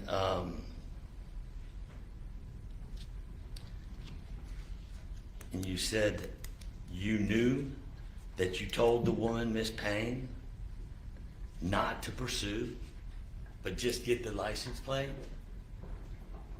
Hey, you said it right Just that in the time. midst of a statement, I just addressed the situation, but I didn't make, I guess, a bit clear of that. But according to the affidavit, I don't recall making that statement right there, but I just made, again, what I said before, to get the license plate set. Because in the hustle bustle, the rush of what's going on, you had no clue it was going to end up the way it did, correct? No, sir. Okay. So then when you found out it did end up the way it did, you came back and you stated in your interview, you know, it's like, it's just not worth it. And that is why you said to Miss Payne, do not pursue him, just get the license plate. Do you see that in fresh memory in the page 6 of your statements to the detective?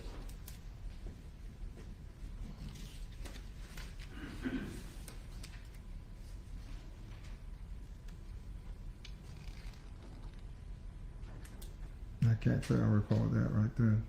But again, it was written in the statement right here.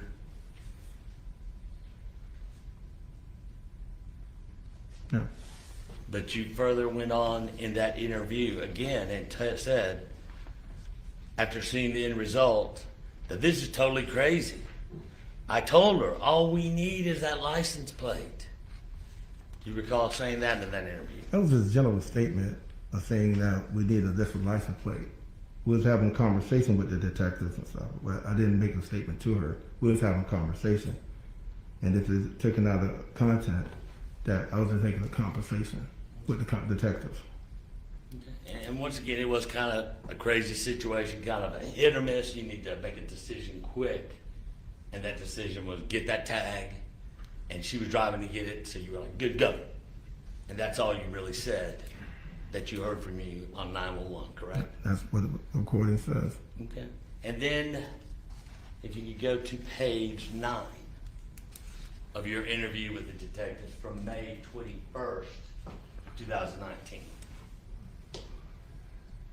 That first paragraph of what you were saying, if you could refresh your memory.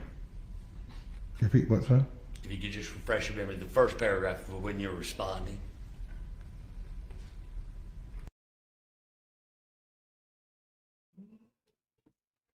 Okay, so I have to tell you guys this really quick. Mickey's question about wanting to know if this defender is paid and does he defend these types of crimes. I went to look him up because I didn't know. I remember hearing that her lawyer, like, one time the trial had gotten delayed because, or a hearing had been delayed because her judge didn't, or her lawyer didn't show up. Kind of like he wasn't there this morning or today whenever they first got into court.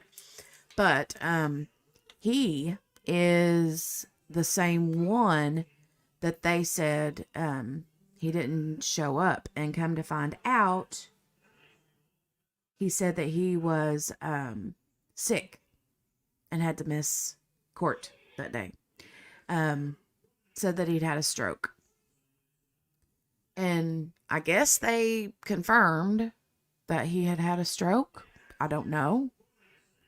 And I don't know when this actually occurred.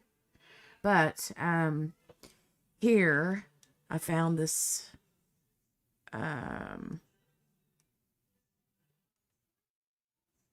where did it go? Where did it go?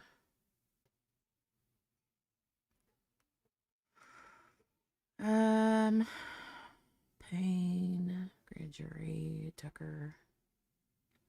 His name is Matt Tucker.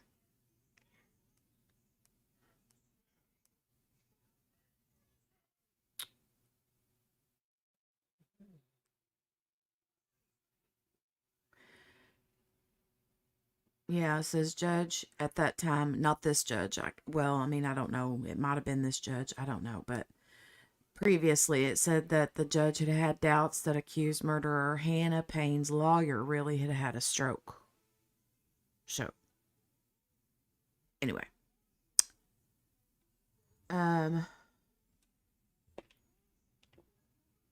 Why is Mickey saying hello?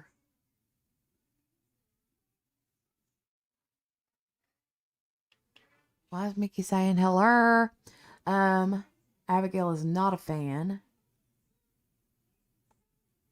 Hold on, let me go back. So Abigail says he's a douche canoe. Wait, you guys are having a whole conversation in here. Okay, I got back to where I was supposed to be. Kel says, is he saying that this man is partly responsible, and after he knew that the shooting took place, he tried to backtrack about what he told the woman? Cass says, I hate when lawyers attack witnesses like this. Abigail hates this guy.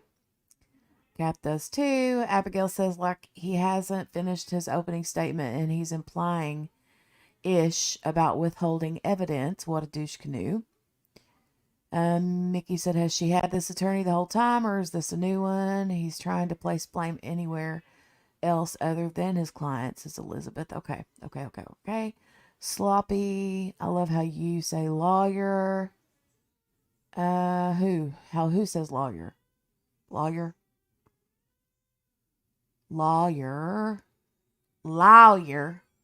That's right, baby. You're a whole air conditioner unit, because Abigail says that she's not a fan.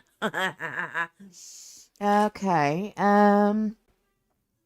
Sorry for busting up in the chat and not saying hello. Oh, okay. That's why Mickey's saying hello. I was like, what? Can you not hear me? He's a Tucker, all right, said Kel. Greasy car salesman. Eddie Haskell-ish to me. Hey, that's what Kath said earlier. He reminded her of a snake oil salesman. Guess what I did not get sent out today? That's right, Jenny's pen. Maybe if I wait long enough, she'll forget. My pen? I have a pen? What pen?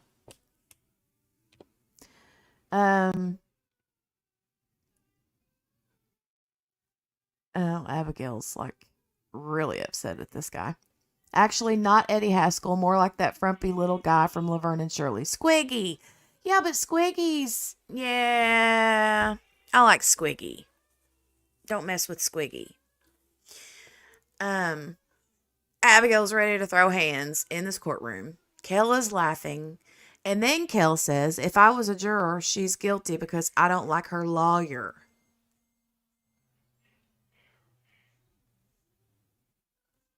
Wait. If I was a juror, she's guilty because I don't like her lawyer. Okay, yes, OMG, she already forgot. The glitter rainbow one that you paid for back in June at the retreat. I forgot about it again. I did forget about that again. Yes, yes, yes. Yes, yes, yes.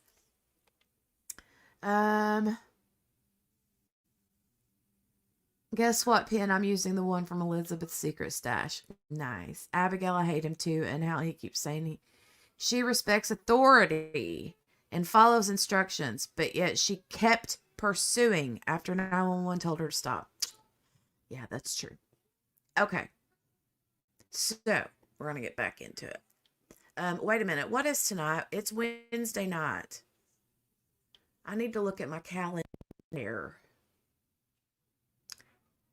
My live stream calendar to see who goes live on Wednesday nights. Yes. Okay, Crash with Crashly goes on, but not till 8:30. Is that right? Oh, okay. All righty then. All right, let's push play.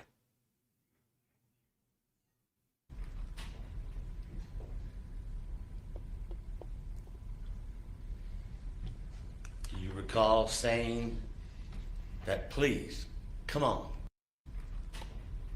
Do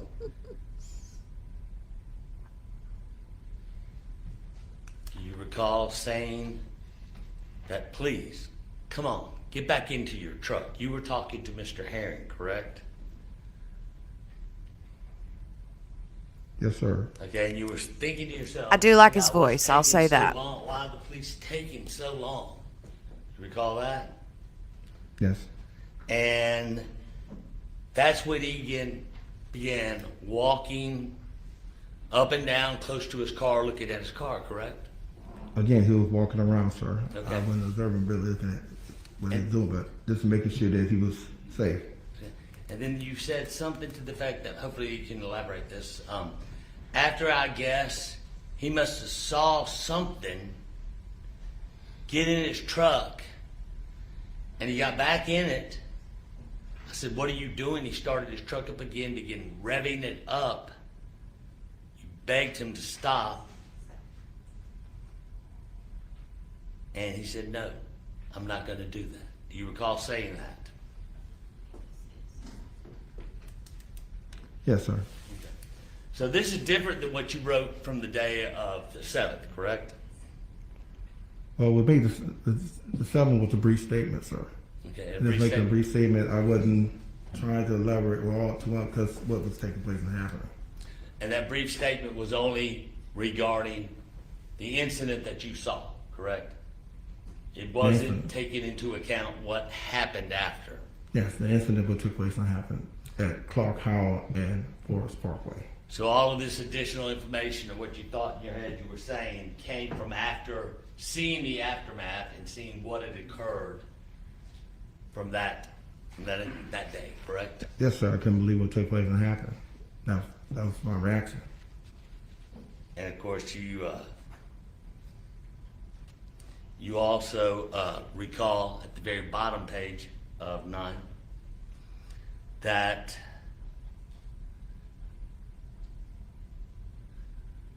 saying Miss Payne's behavior was, as far well as I say, she was just looking like, wow, what happened? What's going on? Is this guy okay? Is he drunk? Did you at any time during that period of time, the incident of the first accident, ever make the implication or ever say he was impaired or drunk in the presence of Miss Payne or Mr. Kimball? I don't remember this.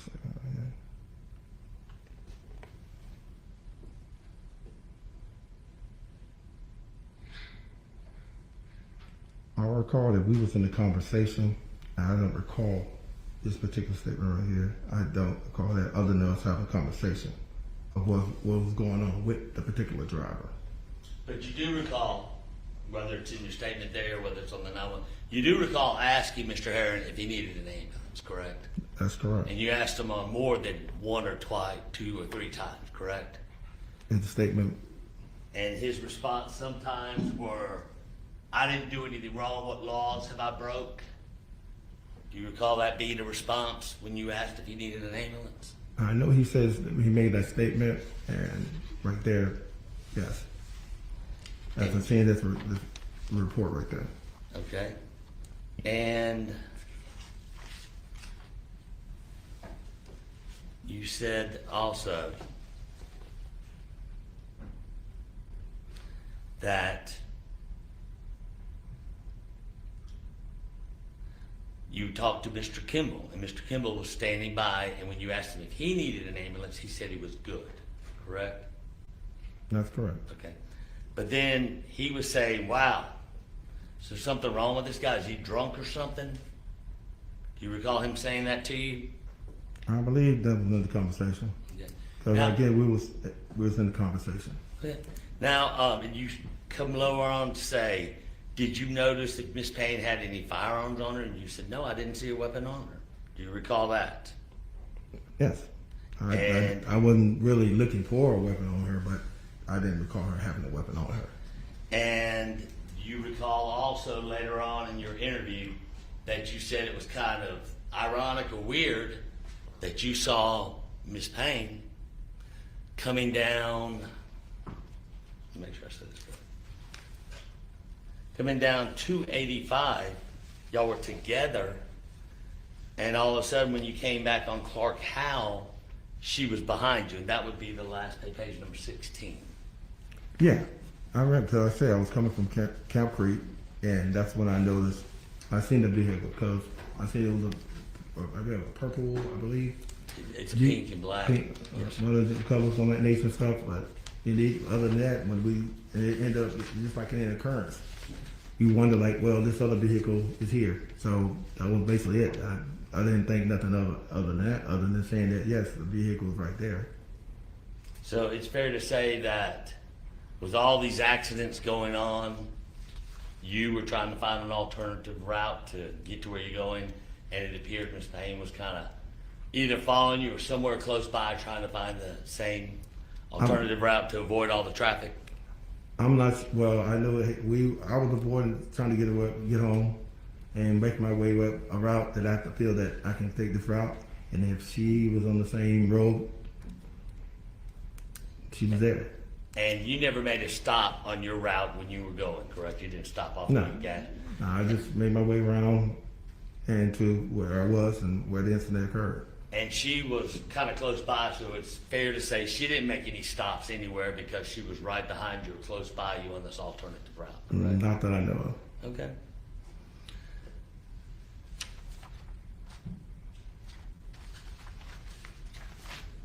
And again, you weren't involved in the accident, you only witnessed it from not where the location you pointed out, but the other location, the Clark Howell and Forest Parkway, correct? That's correct. Clark Howell and Forest Parkway. And you stayed there till the police came? I stayed until the police came. And thank you for your service to know that.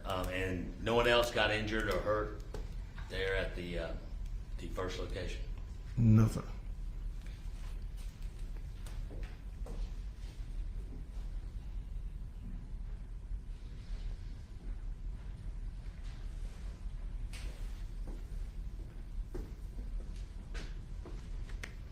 And you said that you work at the medical, or you worked around medical inmates, or when you're a correctional officer, you see those that have been diagnosed with disorders, with diabetes or other medical conditions. Mm-hmm.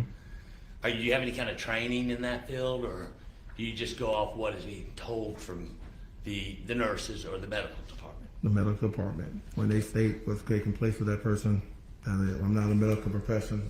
Just make sure the place is secured, make sure that the nurses and doctors are secured. So it's fair to say that if somebody didn't identify a medical condition with one of the inmates, you couldn't just ready, available, give a diagnosis by seeing them? Oh, no.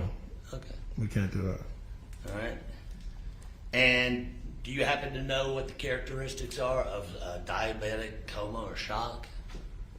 I've seen some things take place, but other than when they tell us that this person is going through, a professional would tell us that this person is going through a shock, or going through a diabetic shock, or going through a heart attack, having a seizure, and that nature of stuff. That's when they tell us what's taking place and happening. The professionals tell us that. I would not ever tell something to that person other than something's wrong with this particular person, and ask for the nurse or someone for assistance. Okay, so it's fair to say that you're not qualified to just see actions of one person to make a diagnosis, correct? No, sir. Again, no. Okay. Thank you. Any redirect from the state? If you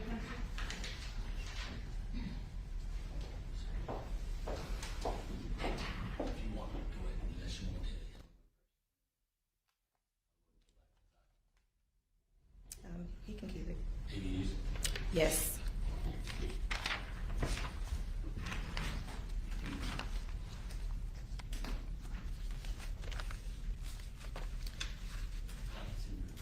Mr. Robinson, I'm going to refer to the same interview that Attorney Tucker was referring to on page 4 in your last paragraph, if you want to review that to refresh your memory. Page 4. Yes.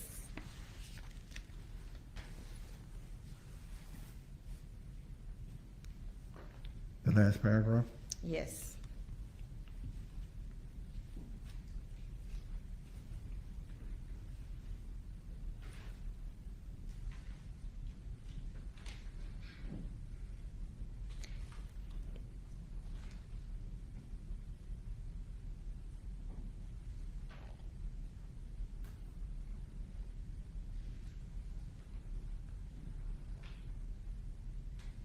Okay.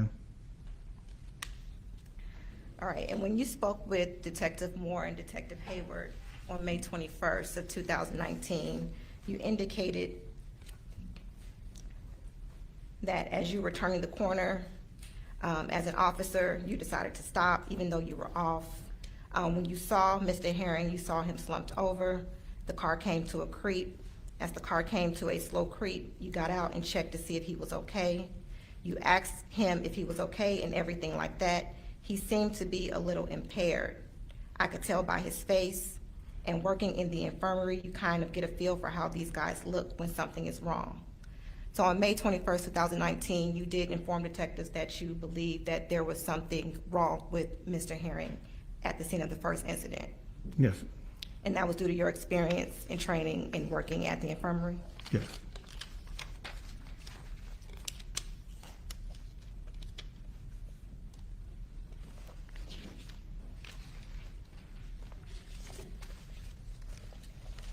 And also on page 11,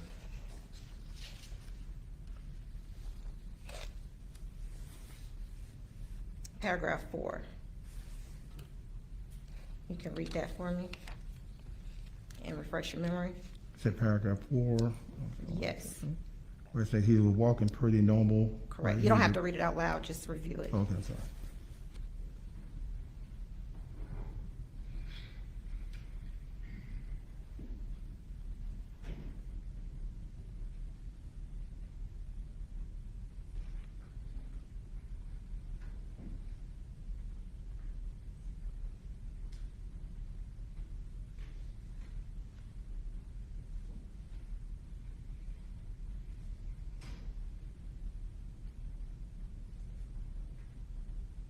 Yes, ma'am.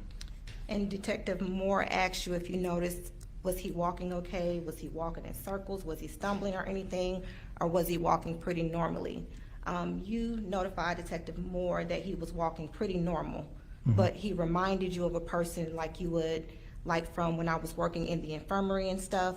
These guys, you know, when you're a diabetic and you go into shock and your mindset, you know, that's what it reminded me of. He kept asking me what day it was and stuff like that, and I said, okay, sir. Yes. So was it your observation of Mr. Robinson that he was having a medical condition? I felt like he was. I mean, again, I would object to speculation. He stated that he was no way qualified to make a diagnosis of an individual. If it's a layman's opinion, that's fine, but they just asked him to speculate if this person was having a diabetic shock or something, dealing with diabetes, and he's not qualified to give an assessment of that. Yeah, I believe my question was he suffering from a medical condition? I never stated what that condition was. And once again, he doesn't have the medical training, and as he stated before, unless somebody has told him what the condition is, he's not qualified to identify it or categorize it. And if I may, Your Honor, I believe Mr. Robertson testified that he's not qualified to diagnose, but he has experience as in working with the Georgia Department of Corrections for 8 years in the infirmary, that if a nurse identifies what a person is going through, that he has witnessed that over a long period of time, that he would be able to identify it as is currently occurring. Not a diagnosis, but he can recognize those symptoms of the person going through that particular condition. And he would be qualified to state if that's what he observed on May 7th of 2019. And I would just want it to be a layman's person. He's not an expert. He's not a doctor or nurse. He's not trained. A layman's opinion. So I'm going to overrule the objection. He can testify as to his observations. He's not given a medical diagnosis, so he can testify as to what he has observed that led him to his conclusion.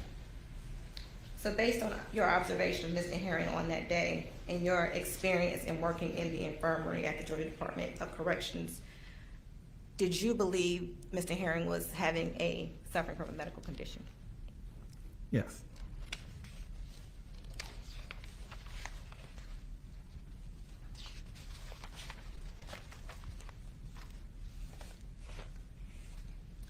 Now, just to be clear, when you yelled, take a picture of the tag or get the tag, the defendant was already in her vehicle, correct? Yes. The defendant was already in motion. Things, but again, happening pretty fast. Once he started, yes.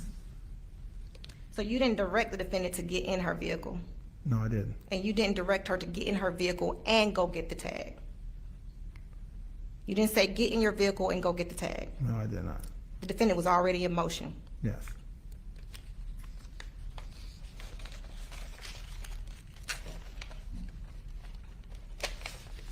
Now, we talked about defenses, I believe, Exhibit 1, which was your written statement.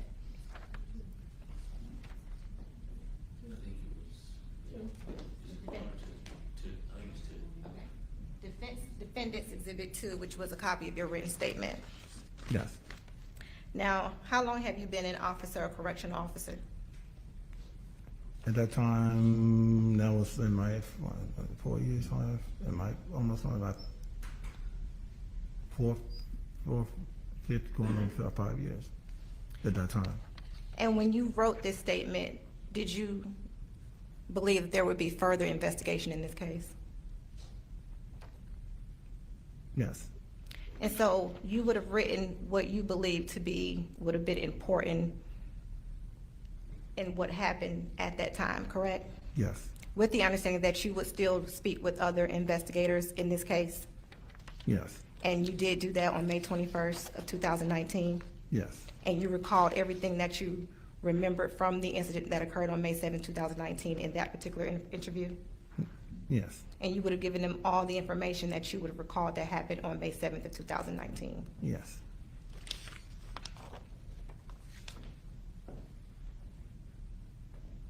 And was there anything significantly different from your written statement and what you provided to the detectives on May 21st of 2019?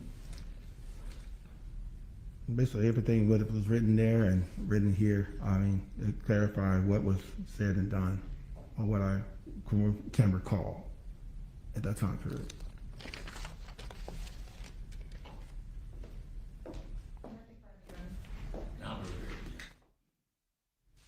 So you're stating that a person that walks around irritable and is asking, did I break a law? Am I breaking the law? Those are signs of diabetes or diabetes shock?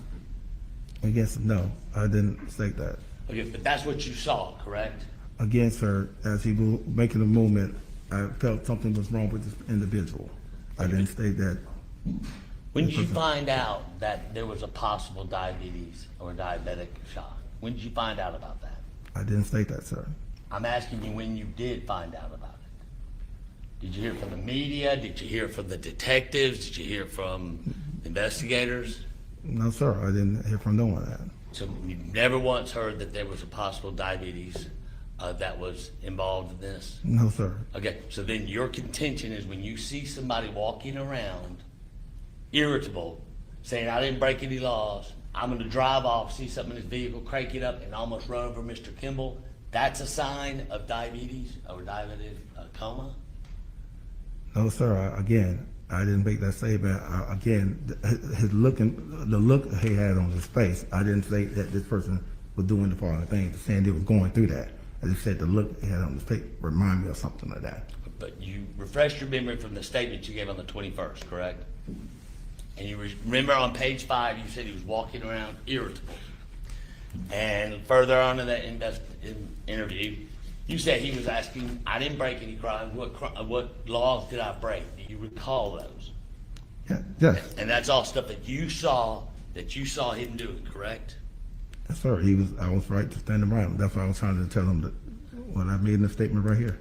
And you were telling him not to get back in his vehicle, correct? At the time, because of the vehicle doing what it was doing. Yes. Okay.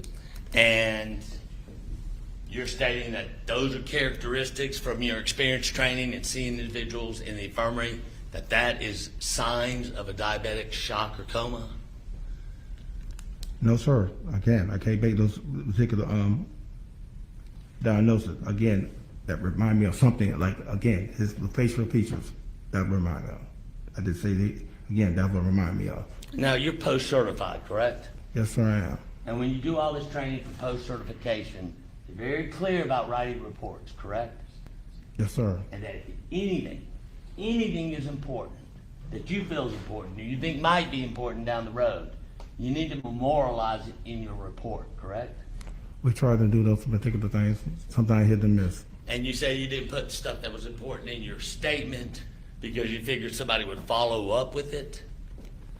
Well, again, when writing reports, sir, you give the details of then later on hopefully there will be investigations afterwards. So you anticipated there was going to be an investigation after you wrote your report and after the police showed up to take care of that accident? Which accident you're saying? The one that you witnessed, the only one you witnessed. The 18-wheeler and Mr. Herring. This gentleman happens when the accident occurs. They do investigations. I assume that's what takes place and happen. Most of our officers, anything that takes place, there's an investigation afterwards. Now, you No started off talking your No talking into the void, Steph. testimony here with a diagram that you didn't give the exact location of this accident, correct? That you witnessed. The diagrams showing there is where the other incident occurred. I stated that I came from the other incident down to the incident that took place afterwards. You don't recall being asked, is this where the 18-wheeler and the truck had an accident? They told, no, we said it, that the accident was occurred at Forest Parkway and Clark Howell. That's what I stated. The incident happened with Forest Park and Clark Howell. As I looked at that particular, and I stated that this is McDonald's, this is where 285 and everything. I didn't state that that particular incident happened there. The first incident happened there. The first incident happened at Clark Howell and Forest Parkway. And you didn't see the second incident, you just came up after it, correct? Came up afterwards. And you said that, I asked previously if you saw that she had a phone in her hand or that you knew she was on 911 on the call when Miss Payne was driving her Jeep past you? I didn't see her Okay. on the phone. But you felt compelled to say, good, go, because you were on the phone with 911 trying to get the tag, correct? That's correct. Okay, and if somebody who's identified themselves as a correctional officer is asking somebody to take a picture of the tag and here's somebody else is going to get the tag and says, good, good, go. You don't think that was a form of encouragement? to go Get the get, tag or take a picture of the take tag? a picture of the tag. Again, I didn't have a picture of the tag. I was just, again, they would need a picture of the tag until afterwards. That's when Mr. Kimball said, hey, here's a picture, here's a picture. And that's when we then were able to give them clarity of the tag. But at that moment, you felt it was important to get a picture of that tag or to get some way to identify that vehicle, correct? Yes, because the person was fleeing the incident. And this person was fleeing the incident, having walked around his car, having walked around asking about braking laws, and appeared, as you said, irritable. Yes. And at no time did you feel that you needed to take the keys out of the truck because you thought the truck was not going to move or was disabled. Yes, sir.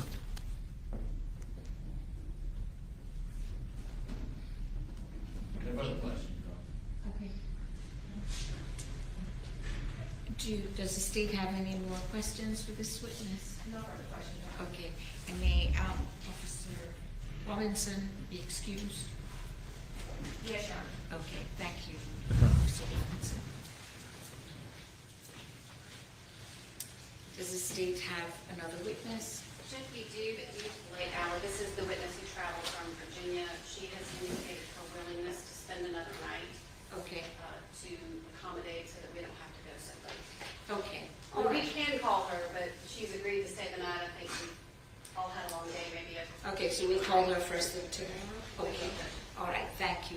So ladies and gentlemen of the jury, I thank you for your service today. We are going to adjourn for the evening. It's now 5:25. I'm going to ask you to report back tomorrow at 8:30 so that we can promptly begin at 9 o'clock.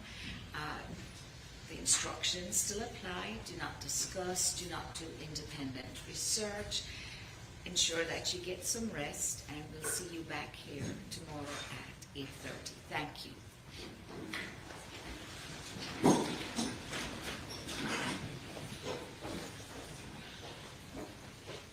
All right. So let's see what happens when the jury leaves and see if there's anything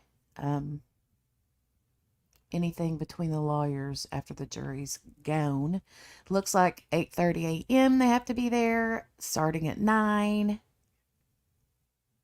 Yes, ending their testimony for the day. So yeah, let's see what happens. And Abigail's like, I'm still at 2 times speed, 2 times speed, 2 times speed. Abigail says she'll be done in 27 minutes. Wow. That we need to address before we adjourn formally for this evening. Not that I'm aware of. None for this, Sean. All right. If you can briefly approach, I just want to handle some scheduling matters. Thank you.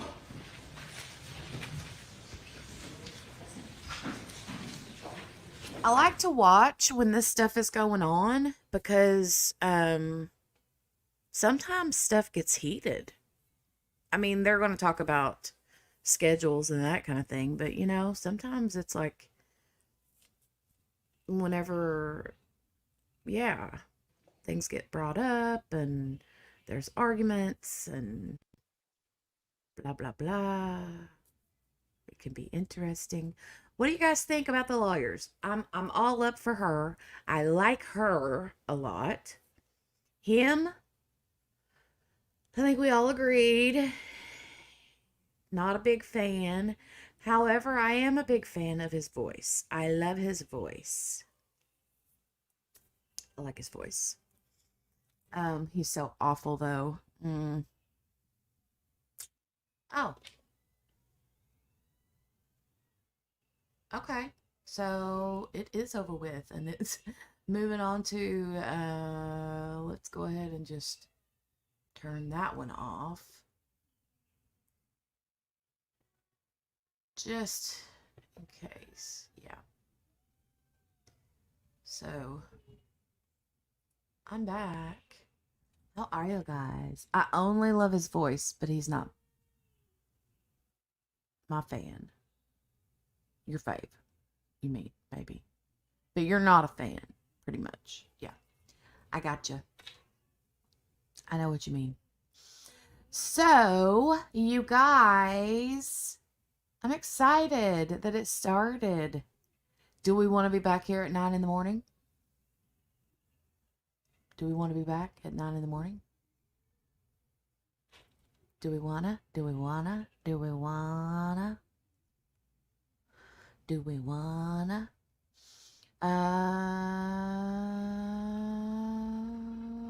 Let's be, yeah, yeah. Let's be, yeah, yeah. Not even his voice, Kath says. I like his voice. Yeah, I like his voice a lot. Kel says yes. However, my 9 o'clock is 6 o'clock for you.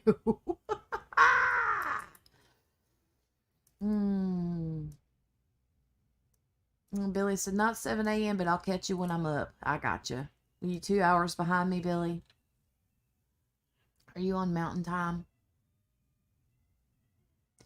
Depends on if I'm awake, says Kath. Well, 9 a.m. for me would be 10, 11, 12, 1 a.m. for you.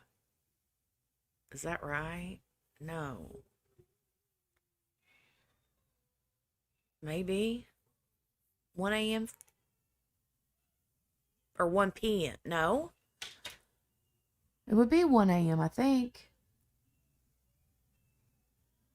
Kel says my boss is on vacation this week, so I can goof off. Oh, nice. Nice. Oh, no, Pacific. Okay. Kel says I might be a little late. Wink, wink. 3 hours. Yep, 3 hours difference, Billy. All right, you guys. Kat says I have no idea. Yeah, I know. I think 9 p.m. for me.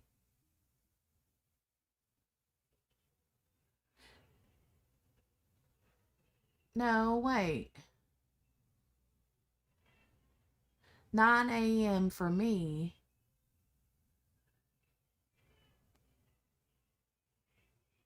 Yeah, that is 1 a.m. for you. Yeah. Yeah, it is.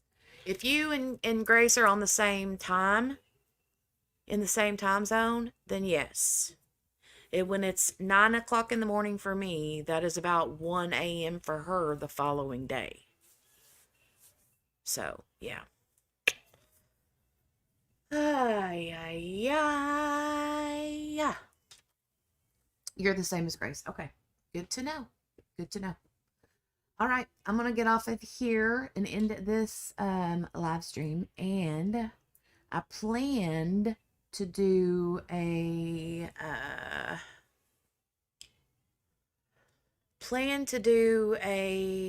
live unboxing because I have another unboxing of what do you call it? DAC Black Friday. Yeah. So I want to see if the kids will allow me to do that. And if so, it's 6 o'clock now. If Crashly goes live, I think it said 8:30 my time. So, yeah. I don't know. I don't know. And then tomorrow night is Thursday. And I would be doing my live stream tomorrow night. Kat says, Steph, don't scream in the void. Yeah, pretty much. Because it's the end of the end. We're done. Hold on, I'm typing in the chat. We're closing up shop. Abigail and Steph. See you when you're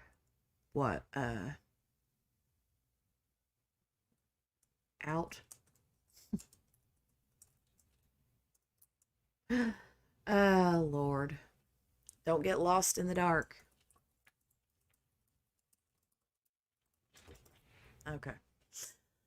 Tapping on this keyboard. It's annoying. But anyway, yeah. I'm going to close it up. I would appreciate you guys giving the thumbs up before you leave. And if I do the stuff is like 7 a.m. 7 a.m. Eastern. In the morning, Steph? No. No. When do I go to UPS? Okay, hold on. Starting back up. I would say between 8:30 and 9. Between 8:30 and 9 a.m. in the morning. So, anyway, all right. I appreciate you guys hanging out with me for these long days. It's fun to stream and hang out with you guys, and yeah, I've enjoyed it. I've been wanting to do this trial stuff forever and ever and ever, and yeah. So, I'm glad you were here, Billy. Thanks for coming. All right, you guys have a fantastic evening, and I don't know if I'll do a pop-up unboxing tonight or not. I'm gonna see if the kids will let me, and go from there. And I do have some other work stuff to get done, so yeah. All right, I love you guys, and we'll talk soon.